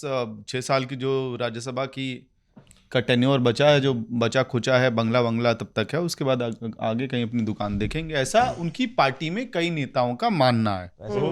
मैं नहीं कह रहा हूँ, ये उनकी पार्टी में कई सारे वरिष्ठ नेता जो हैं अलग अलग प्रदेशों के, उनका ये मानना है, और वो भी बहुत डाउटफुल है कि क्या होता है। कई लोगों को तो ऐसा लगता है कि कहीं इंडिया गठबंधन की बैठकों में वो जो जाते हैं तो बात कहीं इधर से उधर तो नहीं जा रही है। अच्छा, हर लीक पार्टी ना में कर दे। हाँ। हर पार्टी में इस तरह के नेता होते हैं जिनको लेके एक डाउट होता है, एक संशय होता है। कांग्रेस में भी हैं, तृणमूल में भी हैं, समाजवादी पार्टी का मुझे बहुत ज़्यादा पता नहीं कि वहाँ पे इस तरह का कौन कैरेक्टर हो सकता है, लेकिन हर पार्टी में होता है जो इधर से उधर बातें।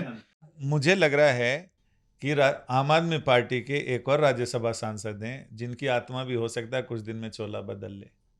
कौन है और डिटेल दीजिए। ऐसे मतलब रैंडमली तो कौन से राज्य ये तो नया रहस्य है। एक तो खुले में पंजाब से पंजाब अशोक मित्तल, उनका सच नाम परेशान ले होने लेना, वाला है क्या? उनका सत्य परेशान होने वाला है क्या? वो हर आदमी जाने से पहले एक लाइन लिखता है, कोई भी पार्टी का हो। जब भी कोई पार्टी छोड़कर दूसरी पार्टी में जाने वाला होता है, एक पोस्ट जरूर डालता है वो, सत्य परेशान हो सकता है पराजित नहीं। नहीं, लेकिन मित्तल हर बार आप देखिए एक यही लाइन डाली जाए तो मुझे लगा मित्तल कि- साहब के लिए ये सत्य नहीं फिलहाल माना जाएगा, क्योंकि उन्हीं के घर पे अरविंद केजरीवाल दिल्ली में मुख्यमंत्री जब नहीं रहे तो उसके बाद मित्तल उसी चीज का तो दुख है कि मेरा घर हथियार क्यों दुख रहेगा? ऐसा होता नहीं है, दुख क्यों रहेगा? किस मित्तल बात का साहब दुख रहेगा? का घर हथियार या तो मित्तल साहब सोच सकते हैं ना दोबारा, मतलब कि नहीं, अब बड़े लोग होते हैं, बड़े लोगों को ऐसे छोटे घरों अरे की कोई उनको- जरूरत नहीं होती है। एलपीयू के मालिक हैं तो 7 टाइप आपको ऐसे पता है ही LPU के जो टाइप मालिक 7 बंगला सबसे खराब बंगला मैं मानता हूँ। अगर लुटियंस में किसी को आपको रसगुल्ला देना भी हो और खराब वाला देना हो तो आप टाइप 7 दे देते हैं। जैसे मैं जिस इलाके से आता हूँ वहां पे रसगुल्ला बहुत शानदार बनता है। अगर आप जाएं झारखंड अच्छा, जाएं देवघर जाएं तो इतना शानदार मिठाई हमारे यहाँ बाबा पे मिलती धाम है, देवघर। बाबा धाम। तो वहां पे आप मिठाई खाइए। और हमें अगर किसी को पनिश करना होता है तो जो गंगा पार जो बिहार का इलाका है वहां की मिठाइयां हम कहते हैं कि ये भारतीय सेना को पाकिस्तान का सर फोड़ने के लिए हम दे सकते हैं। अच्छा इतनी हार्ड। तो इतना हार्ड होता है, इतना खराब होता है। तो सेम बात जो है टाइप 7 बंगले के लिए, कि अगर किसी को मिठाई देनी हो और सबसे खराब वाली देनी हो तो टाइप 7 का बंगला दे दीजिए। वहां ना लॉन ढंग का है ना घर ढंग का है। अच्छा। तो एनीवे अशोक मित्तल को मुझे नहीं लगता टाइप 7 बंगले से इतना प्रेम होगा। ये तो और दिलचस्प बात बताई ऐसे तो फिर हरभजन सिंह का भी घर है, बड़ा प्यार से उन्होंने बनवाया था। वहां पे मनीष सिसोदिया रहते हैं, बतौर गेस्ट रहते हैं वो।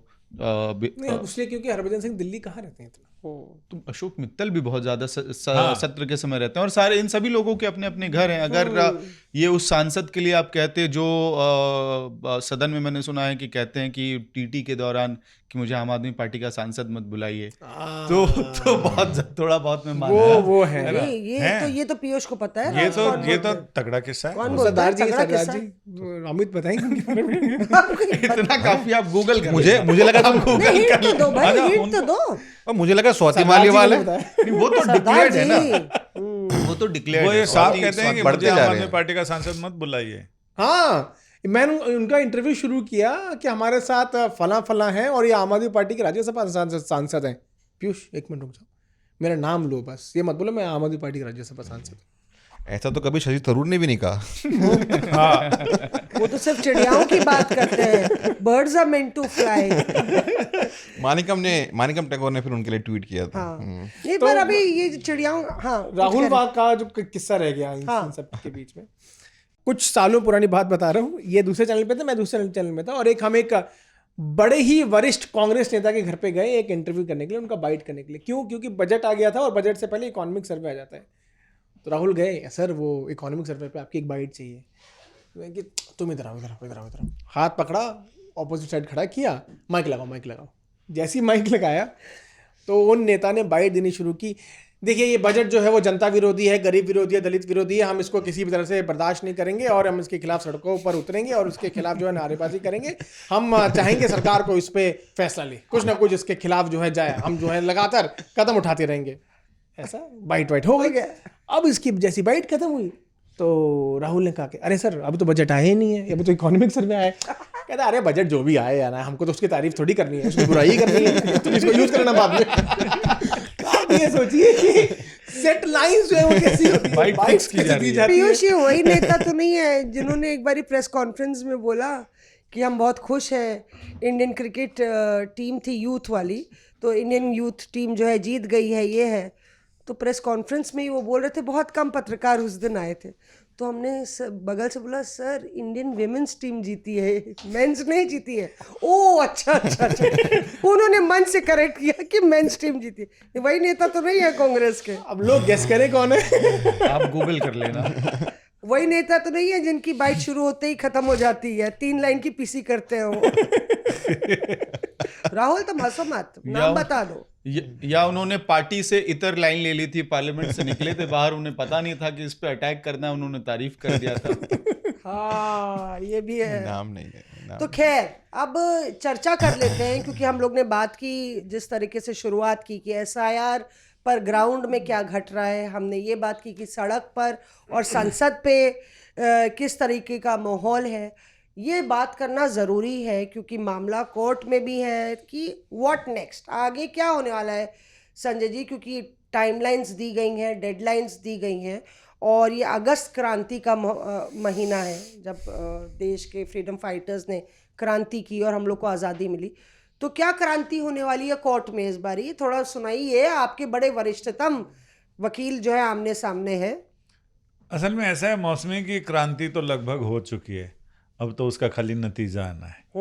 तो इसमें जो इस दौरान SIR पे जो हियरिंग हुई है, सुनवाई हुई सुप्रीम कोर्ट में, वो बहुत ही दिलचस्प, क्योंकि तरह तरह के अलग अलग मिजाज के, अलग अलग प्रतिभा के वकील उसमें आते हैं।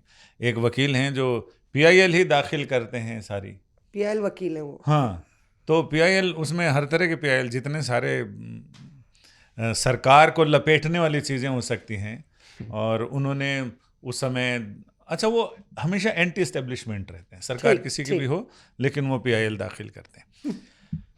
अब उनका जो बोलने का स्टाइल है, तो हम रिपोर्टर आपस में यही कहते हैं कि अब हारमोनियम बजना शुरू हो गया है। अच्छा। My lord, you know what is this thing, they are not doing the thing what the no. तो वो पूरा एकदम उसके साथ। एक और वकील हैं, मतलब वो भी सरकार के खिलाफ ही खड़े होते हैं। गैर बीजेपी राज्य में अगर सरकार गैर बीजेपी की है तो उनकी पैरवी वही करते हैं अधिकतर।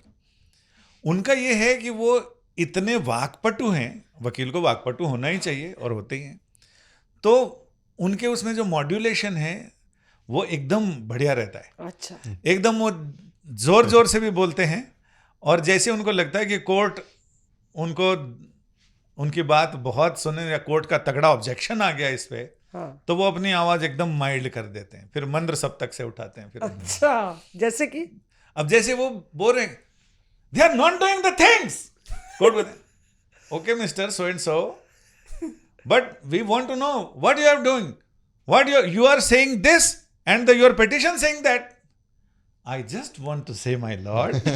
वो एकदम धीरे हो जाते हैं।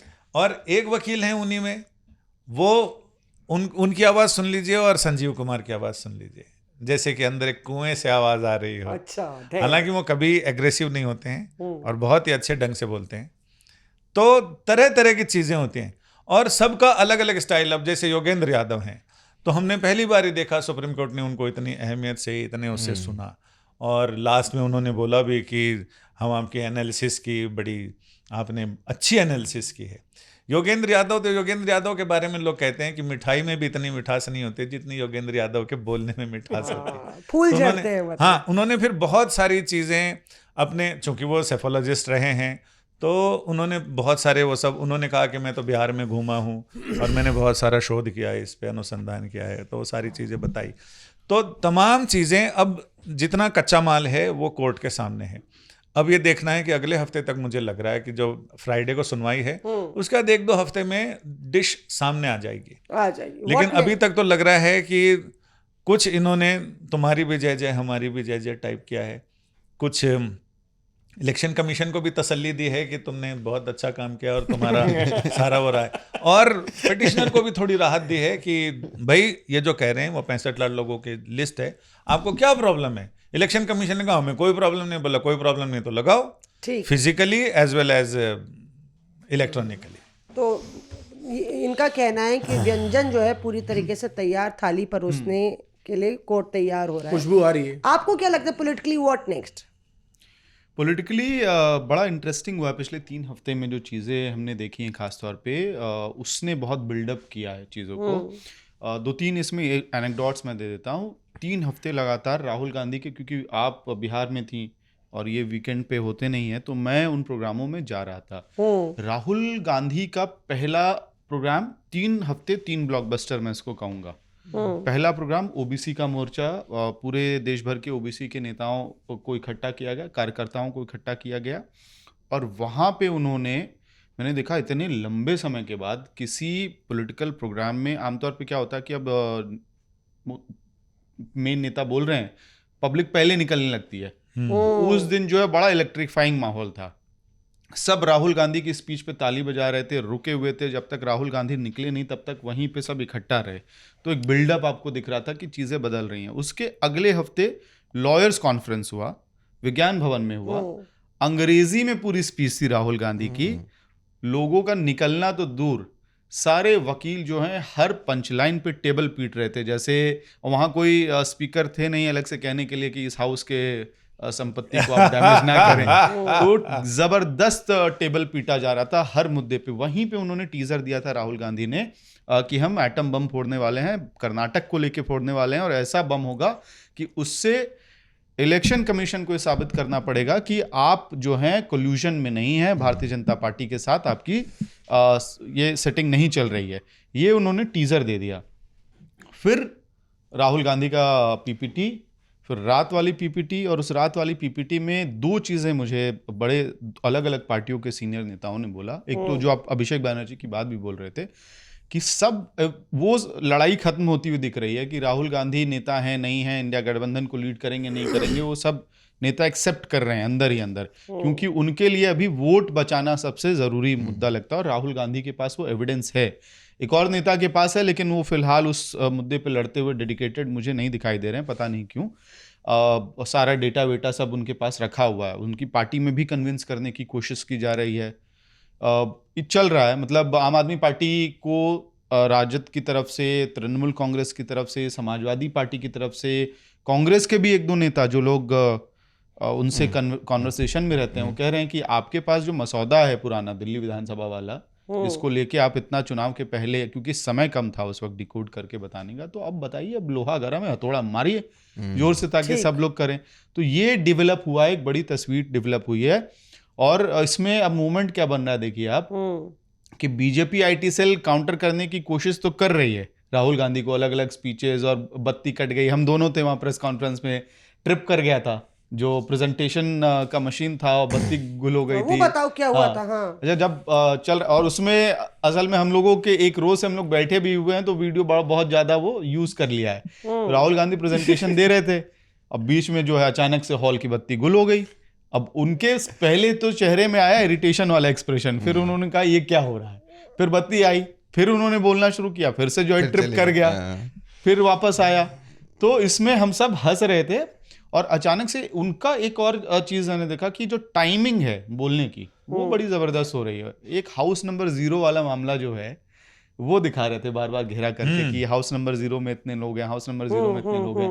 नेचुरली सारे पत्रकार जो उस हॉल के अंदर थे, सब ठहाका लगा के हंस रहे थे कि हाउस नंबर 0 पे कैसे कोई हो सकता है। उन्होंने उस मोमेंट को इनकैश कर लिया कि ये आप हंस रहे हो, ये देश की डेमोक्रेसी पे इतना बड़ा खतरा है, हाउस नंबर 0 पे इतने सारे वोटर्स रजिस्टर हो गए हैं, ये हंसने की बात नहीं है। तो वो मोमेंट टाइमिंग इसलिए हो सकता है क्योंकि आप रिसर्च बेस्ड काम कर रहे हैं, तो वो है। लेकिन बिजली किसने काटी थी? कट गई थी वहां, तो किसी ने, राहुल गांधी एक पंचलाइन मारने वाले थे वैसे, बिजली याद है? राहुल गांधी साफ तौर पर आप देख सकते थे कि वो नाराज थे इस बात, क्योंकि बड़ी प्रेस कॉन्फ्रेंस, इतना हाइप था, एटॉम बम और ये और वो, और 3 बार ट्रिप कर गए। कमाल की बात एक और, आखिरी वाला एक और चीज, इस बार मतलब मुझे याद नहीं, अगर आप बता पाए, पहली बार मंच पर सिर्फ एक कुर्सी रखी थी, ताकि किसी को कोई शक शुबा ही ना रहे कौन है। पूरा सेंटर जो है स्पॉटलाइट राहुल गांधी के ऊपर। अमूमन क्या होता है, राहुल गांधी बैठे होते हैं, जयराम रमेश बैठे होते हैं, केसी वेणुगोपाल बैठे होते हैं, ये सब तमाम लोग बैठे होते हैं। इस बार कुछ नहीं। अच्छा, इस बार पैंट की भी चर्चा बहुत हो रही है वैसे। वो सैंडल पहन के आए थे। बारिश थी शायद? नहीं, बारिश नहीं, वो लुक बहुत में भी फिट। देखो, हम बचपन में नहीं बोलते थे कि साफ सफाई के पूरे नंबर हैं, हाँ, क्लीनलीनेस के पूरे नंबर मिलेंगे बच्चों को, चाहे आप कुछ करें या ना करें। राहुल गांधी की प्रेजेंटेशन के पूरे नंबर थे उसमें। हाँ, जो उनकी प्रेजेंटेशन स्किल्स थी ना, और किस तरीके से उन्होंने घूम घूम कर पूरा स्टेज कवर किया उन्होंने, बार बार वो पेपर को ऐसे हिला रहे हैं, दिखा रहे हैं, और प्रेजेंटेशन स्किल बहुत अच्छी थी। और फिर कई सारे वो भी बने, आपको मैं बता दूं, जैसे हर बार एनेक्डोट सोशल मीडिया वाला मैं देता हूं, तो उनके बहुत सारे जिफ बन गए हैं। वो ऐसे कागज जो उन्होंने खोला था, वो जिफ बना है, राहुल गांधी दिखा रहे हैं, उसका जिफ बना हुआ है।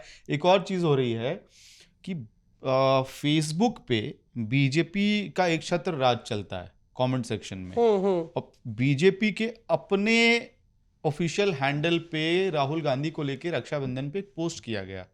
आप उस पोस्ट के कमेंट सेक्शन में जाइए, वहां आपको उनके खुद के जो वोटर बेस के चीयर लीडर्स हैं वो भी नाराज दिखाई देंगे कि ये क्या हो रहा है, क्योंकि राहुल गांधी ने इस वक्त जो संविधान मूवमेंट 1 था 24 के चुनाव में, उस संविधान 2.0 का मूवमेंट उन्होंने डेवलप कर दिया है। सबके अंदर एक संशय डेवलप हो गया है और इंस्टाग्राम पे भी उसका बहुत ज्यादा इम्पैक्ट दिखाई दे रहा है।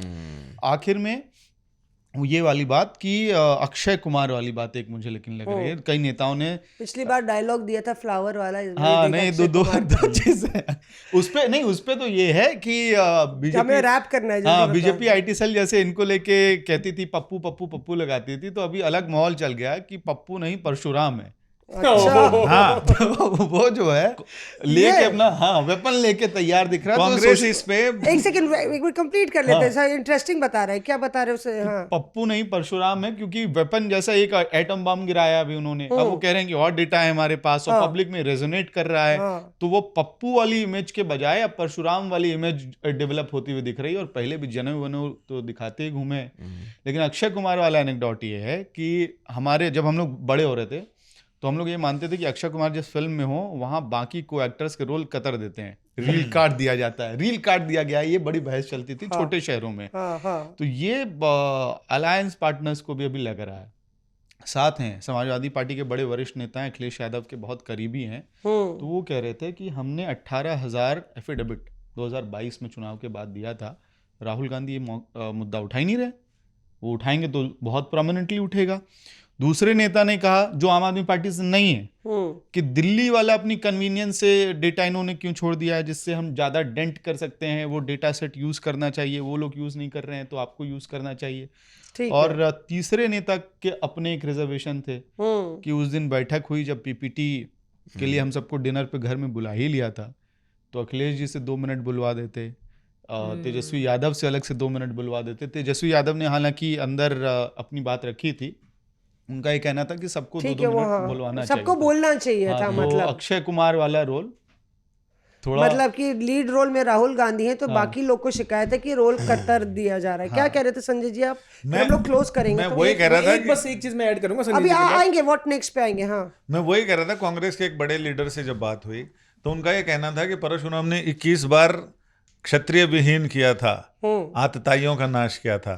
राहुल गांधी ने अभी एक बम चलाया है, इसके बाद अभी उनके पास और बम आएंगे तो 21 नहीं तो कम से कम 17-18 बम की उम्मीद तो आप कर ही सकते हैं। मैं एक बस एक कमेंट ऐड करूंगा, जैसा अमित भी बता रहे थे। एक बहुत सीनियर नेता हैं समाजवादी पार्टी के, उनसे हमने पूछा कि सर ये तो पूरा प्रोटेस्ट जो इंडिया ब्लॉक का था वो तो अखिलेश यादव ने पूरा लीड कर लिया, सभी टीवी चैनल्स पर उनकी तस्वीर चल रही है कि वो बैरिकेड कूद गए और हीरो तो वो बन गए। सीधा जवाब था उनका, राहुल गांधी क्यों नहीं कूदे, क्यों पीछे रह गए वो? हमारा तो सीधा एजेंडा होता है, या तो लड़ाई इस पार या उस पार। किसने हाथ पकड़ा राहुल गांधी का, और वो क्यों नहीं आए अखिलेश के साथ? सीधा सवाल। मतलब कि आप ये सोचिए कि इस पूरे प्रोटेस्ट में कौन सबसे आगे, कौन नंबर 1, इसकी लड़ाई चलती रही। टीएमसी की, एसपी की, समाजवादी पार्टी की, कांग्रेस की, लेकिन तो व्हाट नेक्स्ट यू फील, मतलब क्या होने वाला है? अब देखिए, राजनीति, भारतीय राजनीति में अब सबसे बड़ा तो अब उपराष्ट्रपति चुनाव जो है वो आने वाला है। कई सारे नामों पर चर्चाएं ऑलरेडी चल रही हैं। आज कुछ दिन बचे हैं बस, अब नॉमिनेशन फाइल होने वाला है। 21 तारीख लास्ट है, 9 तारीख को रिजल्ट आ जाएगा। तो जीतना तो ऑब्वियसली एनडीए का ही होगा उपराष्ट्रपति, क्योंकि नंबर्स हैं एनडीए के पास। कई नाम हैं, जिसमें नाम में थावरचंद गहलोत का नाम चल रहा है, घनश्याम तिवाड़ी हैं, एक बहुत सीनियर नेता है राजस्थान के, उनका नाम भी चल रहा है। इसी के साथ साथ कोई मनोहर लाल खट्टर का नाम भी कह रहे हैं कि लोग, वो भी रेस में। तो कई ऐसे नाम हैं जिन पर चर्चाएं हो रही है और क्लोज डोर मीटिंग्स तो होती ही रहती हैं। थावरचंद गहलोत का नाम बहुत ज़्यादा चल रहा है। हाँ, हालांकि एक आरिफ मोहम्मद खान, उनका नाम भी चल रहा है। आपको क्या लगता है कौन होगा विपक्ष का उम्मीदवार? राहुल, देखिए, जो मेरी बात हुई कांग्रेस के नेताओं से, उनका साफ तौर बम फोड़ दो एक फारूक अब्दुल्ला का नाम को लेकर एक चर्चा है, एक लेवल पर चर्चा चल रही है। लेकिन ये भी कहा जा रहा है कि अगर वाइस प्रेसिडेंट का जो कैंडिडेट है, जो बीजेपी ना देकर वो टीडीपी से आता है या जेडीयू से आता है, तो हम उसको सपोर्ट कर सकते हैं अगर उसके क्रेडेंशियल्स सेकुलर हों, लिबरल हों, ऐसा उनका मानना है। नामों को लेकर मैंने कहा जैसे फारूक अब्दुल्ला का नाम को लेकर एक चर्चा है, और भी अभी नाम आएंगे। दरअसल एक वेट एंड वॉच की पॉलिसी है कि एक बारी ये दिखा दें अपना दूल्हा, तो फिर हम अपना करेंगे आगे। What next? आपको क्या लगता है कौन होगा वाइस प्रेसिडेंट नॉमिनी? मुझे तो लग रहा है कि बीजेपी में जैसी परंपरा रही है कि जिसका नाम चल गया उसका नाम कट गया, जिसका नाम चल गया उसका नाम कट गया। इसको बचाना चाह तो रहे कहीं ऐसा ना हो कि नाम जिसका चल गया उसका कट जाए। लेकिन कई बार ऐसा होता है कि जिन लोगों के नाम चले हैं उनमें से ही कोई एक आ जाता है। या मुझे पता नहीं क्यों अंदर गट्स फीलिंग है कि कोई बिल्कुल एकदम नायाब हीरा तराश के लाएंगे। फीलिंग सही है। नायाब हीरा कुछ लेके आएंगे जो लोग अच्छा यही होगा, ये उपराष्ट्रपति, बाद में लेकर चलो ठीक है, फिर लोग स्वीकार कर लेते हैं। मुझे लग रहा है कि बिहार वाला फैक्टर अगर चुनाव को ध्यान में रखते किया गया तो जो दो नाम बड़े चर्चा में है, एक तो रामनाथ ठाकुर, कर्पूरी ठाकुर के बेटे, और दूसरा भारत रत्न। हाँ, और अब पिछली बार लोकसभा चुनाव के पहले कर्पूरी ठाकुर को भारत रत्न भी इसीलिए दिया गया था, इस चीज़ को ध्यान में रखते हुए। और दूसरा हरिवंश जी का नाम बहुत चर्चा में है क्योंकि वो सरकार के सिस्टम में फिट हैं और जदयू से उनको निकालने के लिए तमाम एप्लीकेशंस दिए गए थे। एक समय में सरकार इधर से उधर चली गई, नेता इधर से उधर चले गए, हरिवंश जी वही हैं, तो उनके नाम को लेके भी चर्चा है। वो इस वजह से भी है क्योंकि डिवाइस भी समझिए, उनके लीडरशिप में एक वहाँ का हिंदी डेली अखबार चलता था और उसमें जो चारा घोटाला के खिलाफ जो एक्टिविज्म पत्रकारिता की थी, उस नाम से अभी भी हरिवंश जी बिहार में जाने जाते हैं। और जदयू के नेता हैं तो उस हिसाब से जो कह रहे थे कि जेडीयू और वो कनेक्शन। बस एक चीज मैं बोल दूं, अभी संजय जी ने कहा कि जिसका नाम चल जाता है वो कट जाता है। एक नई सांसद बनी है तो हमने ऐसे ही उनसे बोल दिया कि मैम कैबिनेट रिशफल होने वाले और आपका नाम भी चल रहा है, शायद आप मंत्री बन जाए। तो उनके पीए मेरे को कोने में ले जाते हैं, बोलते हैं भाई नाम चल भी रहा है तो मत चलाओ, कट जाएगा वो कट जाएगा, फिर ये जीरो हो जाएंगे, कुछ नहीं होता। और अभी जिसका नाम चलता है, में बड़ी जिसका नाम चलता है वो नाम आता ही नहीं है। कटाई और छटाई जो है इसमें मुझे लगता है कि अगर जेडीयू और टीडीपी से विपक्ष दे सकता है नाम, तो कांग्रेस के कोई नेता का नाम सत्ता पक्ष भी दे सकता है। क्या पता कि चिड़िया उड़ते उड़ते इधर आ जाए और इधर आके छा जाए, तो शशि थरूर भी नाम हो सकते हैं। क्यों आप ज़्यादा दूर जाने की ज़रूरत ही नहीं है। आप जिस तरह से लगातार शशि थरूर के लिए कहा जा रहा था कि एक नई पोजीशन उनके लिए एम्बार्क की जाएगी, शायद वो एक ब्रांड एम्बेसडर के तौर पे एक पोजीशन बनेगी उनके लिए, और जिस तरह से कन्नी काट रहे हैं वो ऑपोजिशन के प्रोटेस्ट से, टोकनिज्म कर रहे हैं, तो यू नेवर नो। बहरहाल व्हाट नेक्स्ट में सबसे बड़ी बात यह है कि बिहार में अब ये पूरा सियासी रण जाने वाला है, तो हम लोग अपना अगला एपिसोड जो है वो भी ज़मीन पर जो लड़ाई चल रही है सियासी, उस पर चर्चा करेंगे।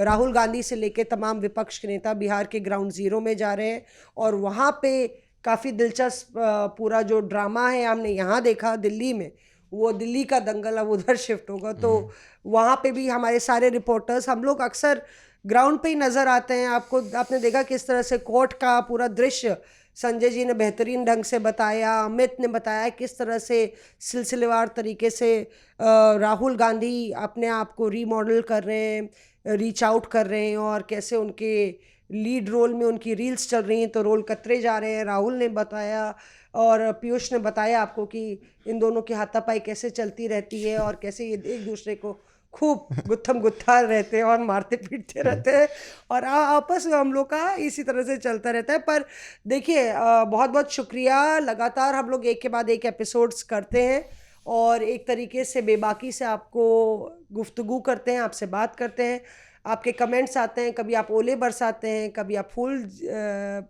देते हैं और बहुत सराहना भी करते हैं। तो कमेंट्स हम ज़रूर रीड करते हैं, इसलिए हम कमेंट्स रीड कर देते हैं आपके लिए। पिछली बार संजय जी सूत्रधार थे, हम नदारत थे। संजय शर्मा जी जो है बहुत बेहतरीन ढंग से उन्होंने पूरी एपिसोड को पेश किया, पूरा एपिसोड को पेश किया था। तो राजेश कावड़िया कहते हैं हिमांशु जी ने बहुत अच्छी बात कही, चुनाव आयोग स्वतः संज्ञान क्यों नहीं लेता। हिमांशु थे मौजूद पिछली बार। अशोक सोनी कहते हैं महाराष्ट्र हरियाणा दिल्ली में इसी वोटर लिस्ट से वोट लेकर सरकार बनी है तो वो भी जायज़ नहीं है, उस पर कार्रवाई होनी चाहिए। मतलब कहाँ तक जाएगा। फिर तपन कुमार साहब आपका कमेंट हम पढ़ दे रहे हैं। Really insightful program. Having dealt with media for over decades, I do realize that this is not an easy task to unearth sensitive material. बिल्कुल एटम बॉम्ब्स नहीं गिराते, थोड़े छोटे लहसुन बॉम्ब गिराते रहते हैं हम लोग. Which lies सुतली between बम. सुतली बम, हाँ. Unearth sensitive material which lies between the lines from generally media-averse political reps who are ever mindful of the frown they may receive from the high command. Okay, kudos to the producer Ankit for a very interesting programming format. Santosh Pandey कहते हैं, भाई आप लोग जो बातें करते हैं उस पर अपने दर्शकों को के कमेंट्स भी पढ़ते हैं. संतोष पांडे जी, हम कमेंट्स पढ़ते हैं. सुनीता त्यागी कहती है, अब मैं इस निष्कर्ष पर पहुंचा हूं कि सुनीता त्यागी कैसे बोल सकती है, हाँ सुनील त्यागी कह रहे हैं. हाँ सॉरी, ये SIR टाइप मामला हो गया. अरे एक किस्सा तो ऐसा था कि एक घर में 3 फोटो है गलत. भैया बेटे के में महिला की फोटो, माता जी की फोटो में एक पुरुष की फोटो, बोल रही नहीं ये हमारी फोटो नहीं है, और पिताजी की भी फोटो में एक बुजुर्ग महिला की फोटो. एक 124 साल की हो गई, वो तो त्रस्त हो गया. मिंता देवी. तो सुनील त्यागी जी, अब मैं इस निष्कर्ष पर पहुंचा हूं कि सभी पत्रकारों का दिमाग दूषित और भ्रष्ट है. Oh my God. क्योंकि वे तार्किक और समझदारी से नहीं सोच सकते. मुझे उनकी बुद्धिमत्ता और ज्ञान के प्रति सहानुभूति है. ऐसा आपने तो, क्या कर दिया था त्यागी जी, इतना ट्रिगर हो गए? देखिए त्यागी जी, हम लोग, आपने हमारी बुराई भी की तो वो भी हम लोग बहुत सरापों पर रखते हैं. एक परिंदा आसमान में उड़ान भर रहा था, तीर हर शख्स के कमान में था. तो हमें भी उड़ान भरनी पड़ती है, हमें भी दूसरे आसमानों में जाके ज़मीन की हकीकत जाननी पड़ती है, तभी ना हम आपके पास आ पाएंगे और कहानी सुना पाएंगे. और हम सब लोग एक दूसरे के साथ ऐसे जुड़े हैं कि कभी हम नहीं तो संजय जी सुनाएंगे आपको सब कहानी बाकी लोगों के साथ. लेकिन ग्राउंड पे जाना ही हमारी खासियत है और अपने अंदाज में इनसाइड स्टोरीज बताना, यही हमारा कर्म और यही हमारा धर्म. अंत में हम यही कहेंगे कि सारे जहां से अच्छा हिंदुस्तान हमारा, हम बुलबुले हैं इसके, ये गुलिस्तान हमारा. शुक्रिया हमारे साथ जुड़ने के लिए. कैमरे के पीछे हमारी टीम हमारे साथ लगातार हमें बेहतरीन ढंग से पेश करती है, उनका भी बहुत बहुत शुक्रिया. सलाम, नमस्ते. Reporters of.